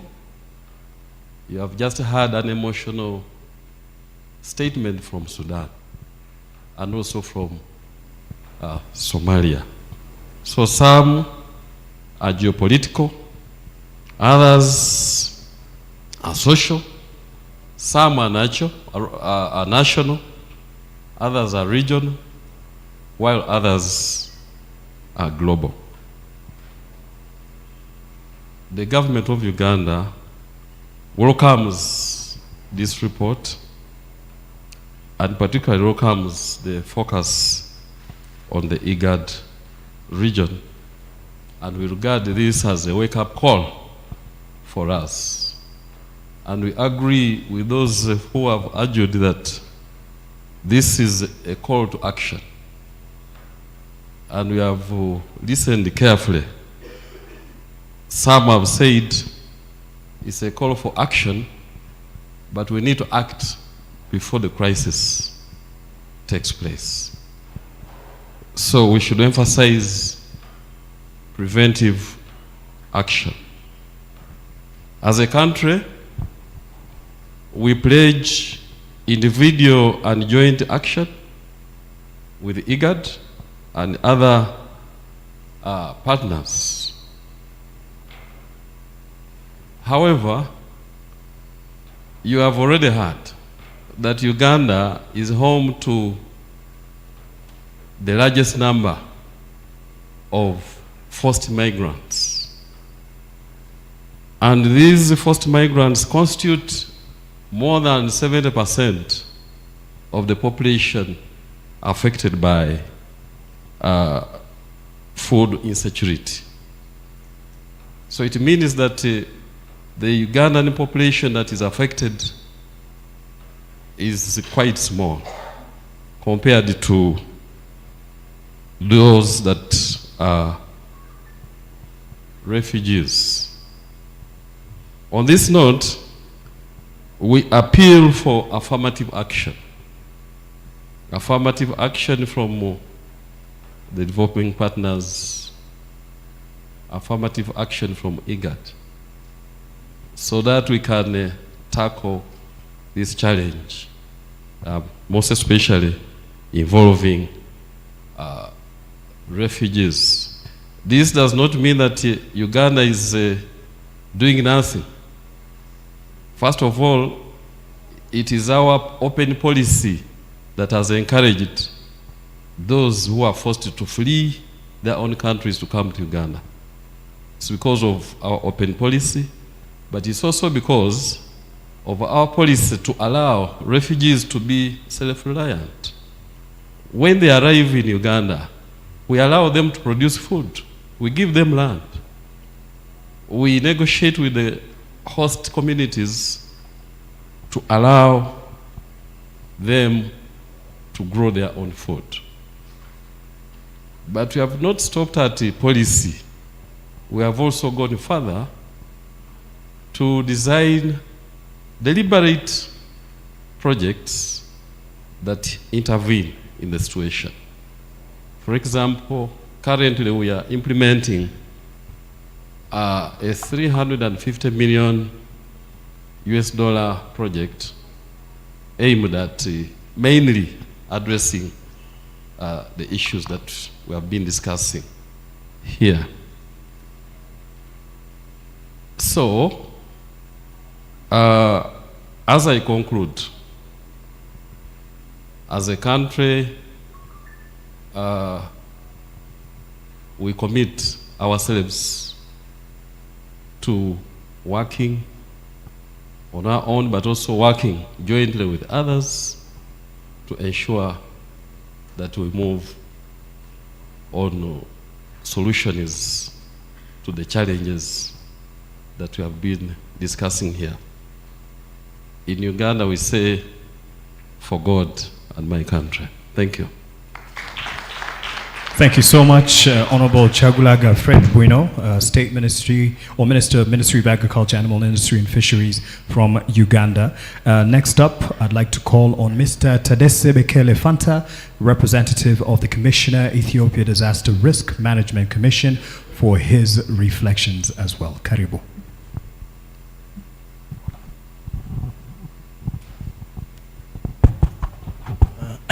Excellencies, distinguished guests, ladies and gentlemen, I would share with you the journey that we had in Ethiopia in the bad times. Ethiopia has half a century journey in DRM, out of which 2 decades were drought been changed to famine. Millions have died. I'm a living witness on this. then this created pain in the country. The journey that we started after having this famine, even famine was being defined in the Webster's dictionary, Ethiopia. So we said we should eliminate this. But it cannot be eliminated by force. The very good thing that we did was we make disaster risk management to be mainstreamed to all sectors, including the private sector. So everybody started owning their own. Then we empowered the government to take the lead. So in Ethiopia, it's a government-led structure that we had. But that does not mean that we have left over other partners. With the leadership of the government, all partners will be engaged in one national plan. And that national plan is how we are able to underline the risk, how we can make risk-informed decisions. So the mechanism that we have deployed to identify the risk is to have a risk profile studies on each county. We call it Warada, but you may understand it if I say county. For this, in each county, we make sure that we have a community-based, community-led, and community-owned DRM. The risk was being identified by the community, not by us. Then, once the community identified their own risk, they will have a mitigation and adaptation plan, which is focused on disaster risk reduction. The good example that we had in this country is we have the productive safety net program, which is a social protection program. But again, these people who have been chronically food insecure, who may, if no response, been changed to famine, are being clients of the program. By being a client of the program, they try to build their asset, which they have depleted when they have been affected by each hazard. So on one hand, they build their asset. On the other hand, they reduce the risk. Meaning, they will be given food or cash for what they are being engaged. What they are engaged is a risk reduction program. As a good example, if one county faces a problem of clean water, maybe cholera, maybe epidemics, anything can be created. So the risk in that specific area is lack of clean water. The program clients in that area will not be engaged in any other activities. They will be engaged how they can bring groundwater. So the groundwater, while it's being done as a public work, the clients who have been in that program will be paid for what they have been engaged, either cash or food. So they survive with that, but the thing that they do will totally eliminate the risk. So they will be resilient. So now we are heading towards resilience today to build self-reliant tomorrow. That's our program. Number one, food. Food, it's sad that food become a crisis in a country where we can cultivate as much big land as possible. So the government has made a decision. Within 11 months from now, we should be able to produce food that would adequately feed our food insecure people. Again, we will not only focus on one hazard. We have a multi-hazard approach. We don't focus on one sector. We have a multi-sectoral approach. We make a paradigm shift from managing crisis to managing risk. Sadly, my EU colleague, when he gave his opening speech, you have put Ethiopia as if we have been affected by famine. This needs to be corrected. There is no any single report that has come out that Ethiopia is under famine. Famine for us means fragile government. Famine for us means no commitment, no structure, no system in place. So that really, we have had that before, 2 decades. Now we don't have that. Confidently, we are managing to avoid famine, but to maintain drought because it's a climate change induced hazard. Drought will be with us, by the way, forever. But we make sure that drought will never be changed to famine. So, very, very sincerely, I will be glad if you correct that phrase that tells Ethiopia is in famine. But again, the community is empowered, and the policies that we have last year now has a legal enforcement mechanism. We used to have policies, but no legal enforcement. But now we'll make sure that whoever, be it government or community lead or whoever, is going to be accountable for not managing properly the area. So the legal enforcement is going to be in place. But again, the RM is going to be skilled and knowledge-based. We'll be focused on research. We are lucky enough that we have a multi-hazard impact-based early warning, early action system, which is heading towards ensuring resilience. The combination of these all systems, having, by the way, having early warning system by itself doesn't make a change. It has to be backed by all kinds of preparedness modalities. We need to have a food reserve. We need to have reserve fund. We need to have the capacity. We need to have all the structures. Otherwise, early warning cannot ensure anything unless triggering something that you have on hand. Having early warning and expected to trigger, if there is nothing, then it's going to be futile exercise. So we have combined the roadmap with availability of resource in the country. We have a reserve food, reserve fund, whatever preparedness modality that is in place. So by doing this, now we are going to ensure self-reliance on food. Our homework could be on the non-food. The food and non-food are entirely different. We were very much food focused. I have to be frank with you. All our areas of intervention were on food and food. But food, yes, it's not standalone. The best thing that we have made to relate risk management is we make sure that our policy has purely underlined that and have taken as a major pillar humanitarian development peace nexus. The PSNP program, which I mentioned to you, is aligning humanitarian development peace nexus. And this is the most cost effective. The problem which I have shared with you, the clean water problem. If we only think of humanitarian response, then it's going to be a water tracking to the people. But if we think of responding this with a development, it will be a matter of making use of groundwater. The groundwater could be $1, the water tracking could be $15. You can imagine how cost effective we are in terms of addressing humanitarian development peace nexus. Yes, we have conflict. We have conflict. But for the conflict, we are trying to address with a durable solution initiative, peace building initiative. So we don't simply provide food and try to address peace. No, it's not going to work. We make sure that these people either return back to their original place or living with their host community or relocate them somewhere so that they'll be able to be having a durable solution initiative. This has been exercised upon their will. It's not something that we impose. So this is a mechanism treating the triple nexus. But beyond that, I have to be frank with you, there are offers, initiatives coming to us.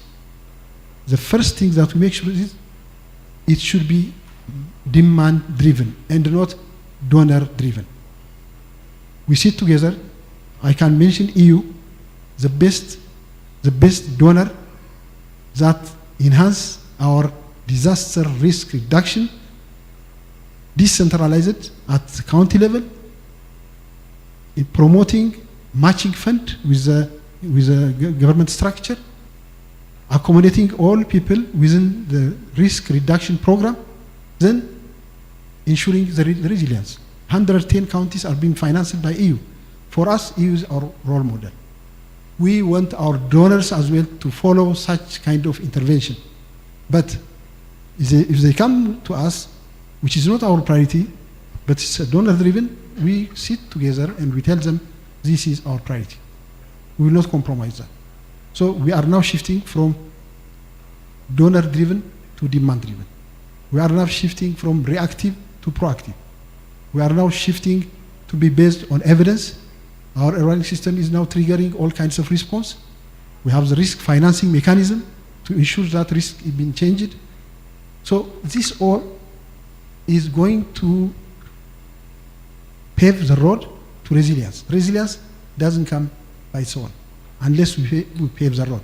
So our people, undeniably, they are not able to absorb the shock. But we have a shock responsive system in place. This shock responsive system in place is being aligned with the early warning system. Then if we create their shock absorbing capacity, anytime, they can manage to stand by their own. So self-reliance is a combination of all this effort. Ethiopia, I tell you, Ethiopia, yes, for years, we really suffered of this famine. Really, we suffered. Hundreds and thousands of people have died. That has created pain in all of us. So now, we make sure, yes, hazard will be there because climate change induced. But we make sure that this hazard will not have an impact. So the impact-based system is one area. The anticipatory action is another area that makes sure that people will not be losing their life. Culturally, any Ethiopian doesn't want to be supported. I tell you, this is open. No one wants to be a beggar. They have their coping mechanism. They have their survival mechanism. They deplete their asset to cope with that hazard. When all exhausting mechanism is exhausted, then they start begging. So now our intervention with the anticipatory action will make sure that before they lose their asset, we intervene and we safeguard them. So our program is saving lives and protecting livelihoods. I think I wish I had more time, but I just tried to reflect where we are. And we are all glad because of IGAD having the platform to share our experience. Most of the time, I remember, I used to be there for previous years. When IGAD started the agenda of DRM, we were all in different positions. I am a living witness sharing our first DRM policy, 1993, sharing to all members of the states. And I'm glad now all and everybody has DRM policy. This IGAD has created synergy to have a common language, knowledge among us. So I appreciate IGAD for your unreserved support, for allowing us to share our experience. We all are not on the same foot, but the one who has gone far can be followed by another one. One day we all will be on one page, and I'm sure East Africa will be one of the most resilient countries. This is my wishful thinking. God will help us. Thank you very much. Asante sana Bwana Dese Bekele Fanta, representative of the Commissioner Ethiopia Disaster Risk Management Commission. As you can attest and as you've witnessed, the reflections are not prescribed. They are honest and candid, and we appreciate that. And that is a platform. We also appreciate IGAD and ICPAC as well for giving that platform for this honest reflection. And we have the next from the governments represented. Now let's put our hands together from the final one, reflection. And this is on behalf of the Ministry of Humanitarian Affairs and Disaster Management from South Sudan, Tito Anwenbol, the Director General, Food Security Analysis Department. Let's put our hands together as he comes to the podium and gives us his reflections as well. Asante sana.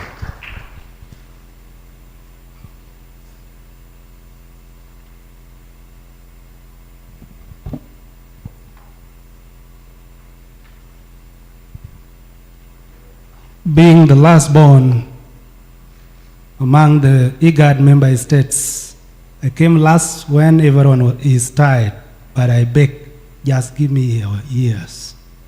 I'll be brief. All the government representatives from IGAD member state, secretariat members of IGAD, development partners, ministers who are here, PS, and undersecretaries, all the audience online and physically, Abarizeno. Before this, though I don't look like Mark, like the rest that were looking like him, the fact that he is having Nubian blood, he owes the Nilotic blood. So in content, I am like you. Thank you, my brother. Before I dive deep into reflection, while appreciating IGAD, I first want to tell you my name. Just as it was said, my name is Tito Awen, Acting Director General for Food Security Analysis and Communication, correctly from Ministry of Agriculture and Food Security. I stand here to represent my Undersecretary, Professor Matthew Gordon Udu, who missed to come because of a very important and equal mission like this one. But he trusts in me and my colleagues who are down there. That's why I'm here to represent him. Just to appreciate IGAD before reflection. As South Sudanese, when we are attending any forum, that is IGAD forum, and mostly in Kenya, there is something that always excites us more than any other person. Just like a young person, when you are passing through the hospital where you were born, and your mother reminds you that you were born here, you feel good and feel young. And more than that, if you are shown that practitioner who midwife your birth, you feel very happy. So for us as South Sudanese, when we come to Kenya, in 2005, when we were telling our brothers from Sudan that we honorably want to leave, our peace was negotiated in Naivasha, also in Machakos, and signed in 2005 at KICC. And in 2011, we became a country. And as such, Kenya is our hospital. And IGAD is the midwife. So attending something that come here, we always get excited. And we believe in the launch of this report. Among all IGAD member states, we always believe in IGAD. And as such, we are one of the countries that are managing food crisis. We admit to that. And we believe that as long IGAD is always a solution to our problem, just like we believe that they will manage our, sometimes we say father or mother, Sudan, because that is where we came out from, that they will also manage that problem so that they will also come to peace. So as long as we are managing this food crisis with guidance from IGAD and other development partners, we are going to manage it. At this juncture, I want to admit that this report that is launched today by IGAD is soul-touching report. It is a report that touches the data about human life. If we look at it at regional level and dwindle it down to our country, I am one of the analysts in the country. I am a food security focal person in IPC that do the analysis of food and nutrition security in the country. Reflecting into what was presented here, there is no lie. Look at 79,000 that was presented to be at catastrophe in Luakping County and Ulang. It is true in our recent report of 2024 of IPC, that is what was presented, and that is exactly what is captured. Again, 7.7 million people that are in crisis in phase 3+, looking for food and nutrition security. It was actually captured in that recent report. So on behalf of my Undersecretary and on behalf of South Sudan, I here say that just like PS from Kenya said earlier in the morning that this report is a call to action. And he has well said that for them in Kenya, food is not just a necessity, but constitutional right. For us in South Sudan, to secure our sovereignty, we also say Food is sovereign right as a country. If you want to be too sovereign, food is one of these. So we admit that the reflection, the presentation and the data, that was presented in the morning is true about our context. As a country, what are we doing at least to solve this while development partners are coming in? South Sudan as a country has done some multiple responses to science report. So it is one thing that we have adopted. Like on day 22 of this month, all the analysts across the 10 state and 3 administrative areas will come to Juba so that the data that had been collected from June to August could be analyzed so that we can project the situation of 2025, 2026. This is one thing that we are doing as a country. Another thing that we have done as a country, after admitting that food insecurity is a truthful crisis, through the presidency, Food and Nutrition Security Council is formed by the president. And for it to be functional and respond to food crisis, the president also have established what we call a strategic food reserve agency. It was done last year. And that will be now the body that will work hand in hand with the council to at least work with other development partners to ensure that we are mitigating the issue of food crisis. Finally, as government, we cannot work alone. Collaboration is one thing that we have effected enough by collaborating with development partners like FAO, like WFP, like EU, and other resource partners, and regional bodies like IGAD, so that we will be able to combat food crisis at our level as South Sudan. To this far, I want to say the report is acceptably reflective to our situation. Thank you so much.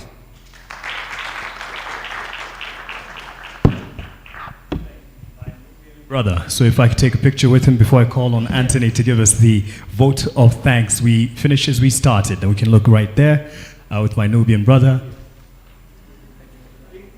Asante Sana. And you would agree with me that in terms of DNA and what have you, the struggles that we face, the challenges that we face make us one. And if we see it that way and see that a collective approach will help us collectively, then we can win. I'm not the one giving the vote of thanks. It's Anthony Owira on behalf of the Executive Secretary who's not with us. So let's put our hands together for him as he says Asante.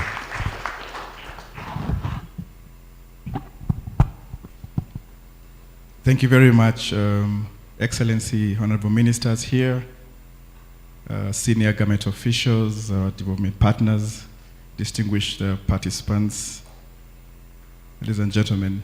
Thank you very much for being with us here. And on behalf of IGAD Executive Secretary, His Excellency Dr. Wakene Gebeyehu, and on all the IGAD colleagues here, I wish to sincerely thank you all for joining us today on this successful launch of the IGAD Regional Focus of the 2025 Global Report on Food Crisis. Indeed, it's our deepest gratitude to all of you, especially our esteemed partners, development partners here, and all the online participants that connected and I think have continued to stay with us. Mark, I hope that's still true.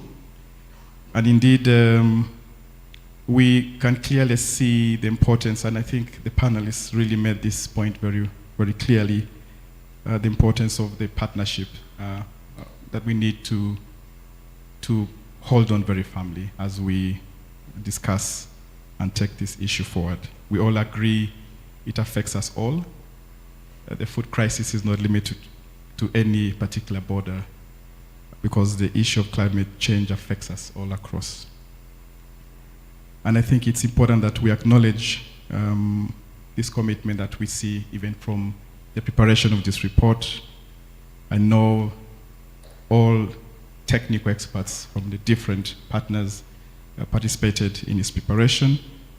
with our member states making invaluable contributions and shaping what we see was presented here, and hearing the confirmation from South Sudan acknowledging this report indeed reflects what is happening in the country, speaks to that importance of working together.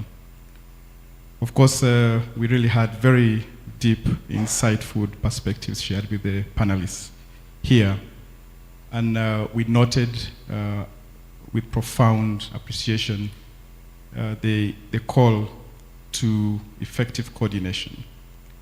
The policies are there. I think we've heard that from our esteemed ministers here and the senior officials. How do we translate this into real impactful actions on ground? And I think this speaks to now what follows after here as we leave today. And we also had the issue of partnerships being raised very highly here. And of course, I'm to assume that that is all partnerships all around, including the private sector. I had a very powerful remark from Ethiopia. Government-led, but all-inclusive, including the private sector. And it's important that we really have to embrace the role of the private sector in this discourse. We all acknowledge that there's a drop in ODA, overseas development assistance, because of the change in strategic priorities of our development partners, which is okay. But what we are hearing is that to fill that reduction of the ODA, they are looking out to their private sector to fill that gap. And private sector means simple, an enabling environment where what you do is profitable for them, is attractive. I had the submission of UNICEF, how do we make our interventions turn this crisis into opportunities? How do we not lose any crisis within the opportunities that come with it? So the narrative may also need to change somehow. And I think going forward it would be nice also to hear perspectives of our private sector in the next conversations. Where do they fit in? How do we not lose any crisis? Because we know that in a crisis there's always opportunities there. So how do we harness that as well? So as we close, let's carry forward this momentum that we've had here today at this launch, and we translate these very powerful findings into concrete actions, and ensuring that together we can build the resilience that has been mentioned from all the member states, which is quite critical, and in advancing our food security as a region. And with that, I would like to say thank you once again, and journey mercies to all of you as you live here, and may God bless you for the time you've shared with us. Thank you so much. Asante sana. Just to appreciate that Bwana Anthony Awira doesn't just sit in or step in on behalf of the Executive Secretary. He is substantially within IGAD, the Director of Planning, Coordination and Partnerships. But yes, he fills in very well in terms of the opening remarks and also in representation of the Executive Secretary. Asante sana for that. And because of protocol, the host country would be the one to give the closing remarks. Yes, I know he gave the vote of thanks, which comes at the very end of most functions. But to also appreciate the representation of the government and the host country, I'd like to call on Dr. Collins Marangu. He is the Agriculture Secretary, State Department of Agriculture, Government of Kenya. Let's appreciate him as he comes to give us his closing remarks. Karibu.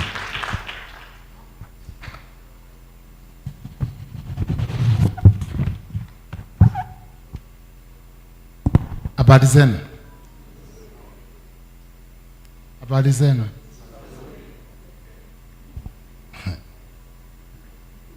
I can see the few hours you have been in Nairobi, you have learned something.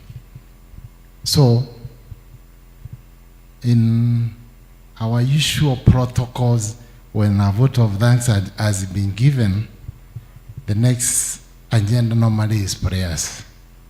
Now, I don't know if I will do the prayers or what I should do. But I'm sure in the morning you are welcomed by our peers from the ASL, and I'm sure you felt at home. As it has been said, I'm Collins Marango. I'm the Agriculture Secretary in the State Department for Agriculture. And let me again welcome all of you. distinguished guests, our excellencies, IGAD, ladies and gentlemen, good afternoon. I feel delighted to conclude this very, very useful engagement of launching our global crisis on food. And I want to ask a question and don't answer me. Do you agree that we are in a crisis? Because if we don't, then it means we don't do nothing. But if you agree we are in one, something will happen after this engagement. Another thing I want to say from onset is that the figures which were presented here, they are not statistics. We are referring to human beings. When you say 7 million, 10 million are living without, we are not talking of numbers. You are talking of what? Individuals. And because of that, we need to really be very, very careful from the action we take from here. Kenya completely adopted the report. Let me say that. I had prayer of seeing it already enough, but most of the things reflected here are really what is happening in this region. The other thing I want really to bring across as we conclude, we are in a crisis situation. It will call every member state to also operate in a crisis mode. Am I clear? We are in a crisis, and unless we change our operation into a crisis mode, it means we will not be doing things as urgently as it may be required to address the issues which we are facing. In Kenya, we have a challenge. The age of our people who are producing, the farmer, the average age of our farmer has now clocked to 62 years. The people who are doing active farming and livestock keeping, they are in the range of 62 years. Meaning that our youth are not in it. And I'm sure to address some of these things, we need to see how we can bring on board the youth. Another crisis, or rather another challenge we face as a country is in de-risking the agriculture sector. And when I talk of the sector, I'm talking about both livestock and many insurance companies, for some reason, they don't want to insure what is happening. And unless we come up with the policies which can also make people, or other insurance companies, insure on the risk of the sector, again, this crisis can be so brutal on all of us. Listening to all the states giving their presentation or other reflection, we have different ways of tackling our situation. This means we need really to embrace what IGAD is doing through ISPAC, to have a platform for all of us sharing. Like what Ethiopia were telling us here. They are doing things which maybe Kenya is not doing. We need, as we conclude this meeting, to see how can we harness the gains from each country. Because I don't need to go and invent a wheel for Kenya, whereas already a member state is having something which you can do what? Which we can really borrow from and move on. So, I don't want to stand between you and your lunch. I want to say 3 things. Number 1, as a region, we need to agree our situation is not right. We have some challenges, food losses, climate changing, pest and diseases, soil health is deteriorating. We need to agree that. And we need to work towards addressing those. Number 2, our youth need to be brought on board on what we are doing as a region. We don't need to leave them behind.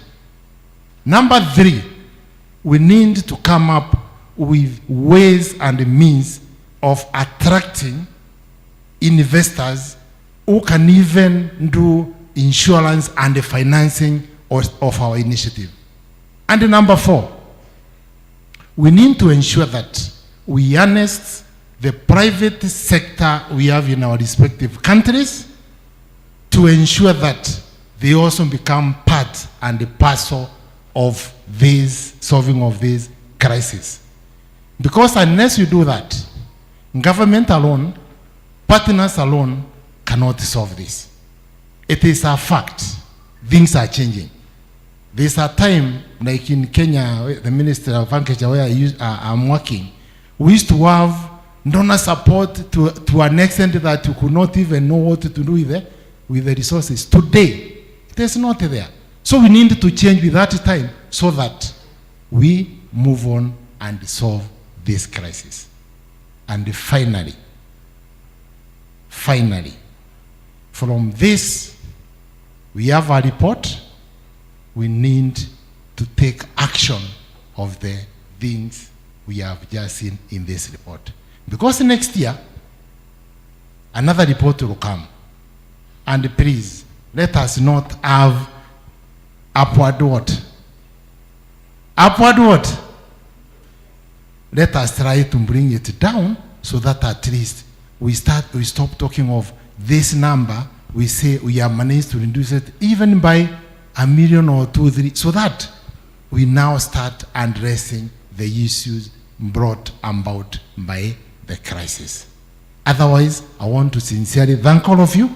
And because I can see we have few hours after this, we are lucky you are in Nairobi and we have a national park in just next door.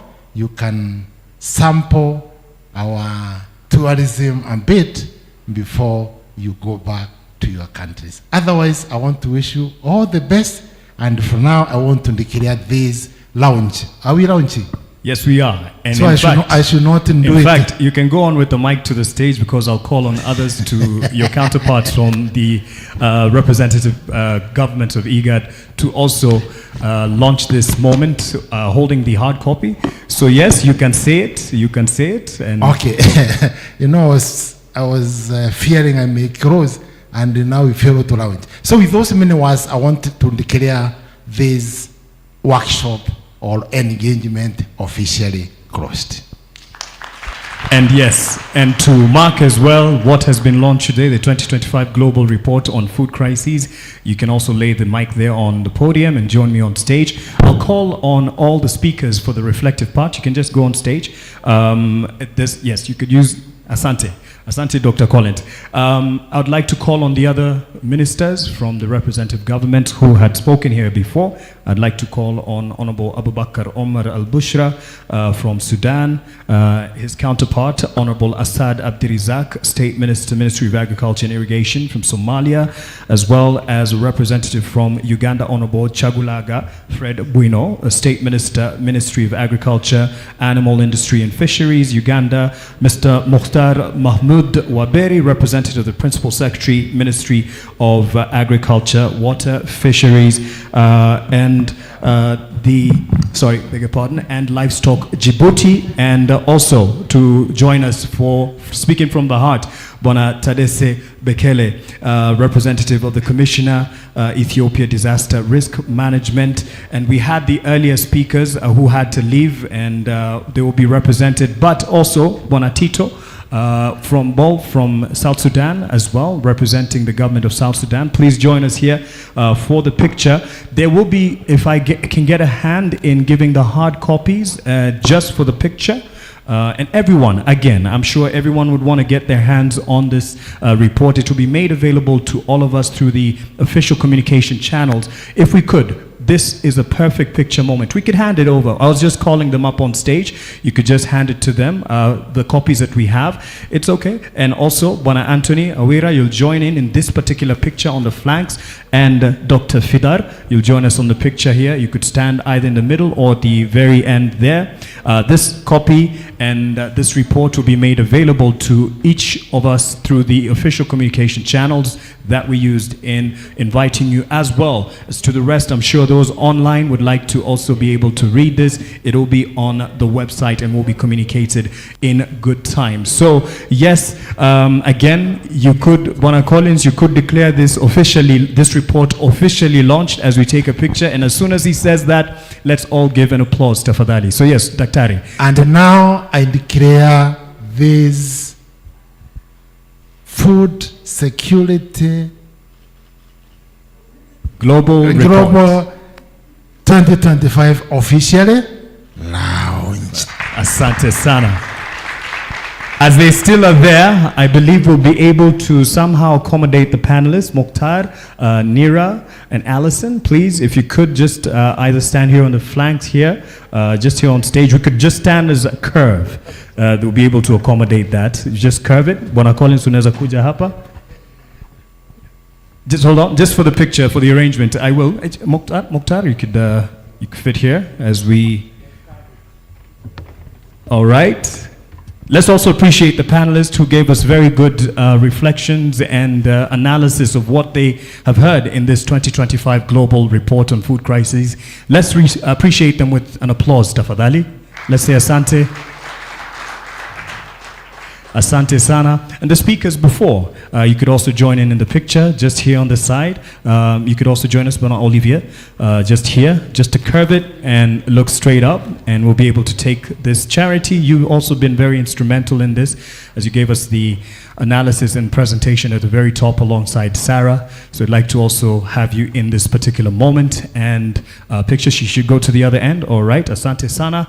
As soon as you're done and you're ready and you're good with the picture, you could give me a thumbs up for the ladies and lads behind the camera. Again, for the effort to put this, for all the partners, all the stakeholders, and also the government that are going to be instrumental in moving this forward, let's give a hand to the representatives on stage. You may have your seat. I believe you are content with that picture. You may have your seats. Asanteni sana, ladies and gentlemen. And now, again, just to repeat, they'll take the copies just to ease you of that. Just lunch is up next. We're going to have it on first floor, and there'll be someone handing meal vouchers for you at the exit. So make sure you have a meal voucher as you walk out. It's going to be served on first floor.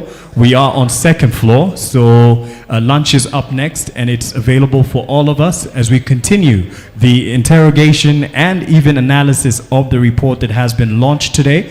I believe Barbara and team will be the ones handing over the vouchers as people walk out. So make sure you leave with a meal voucher. And asante sana. Enjoy lunch, and it has been a successful 2025 Global Report on Food Crisis launch. Thanks to you. My name is Mark Masai. Have yourselves a good afternoon. Asante sana.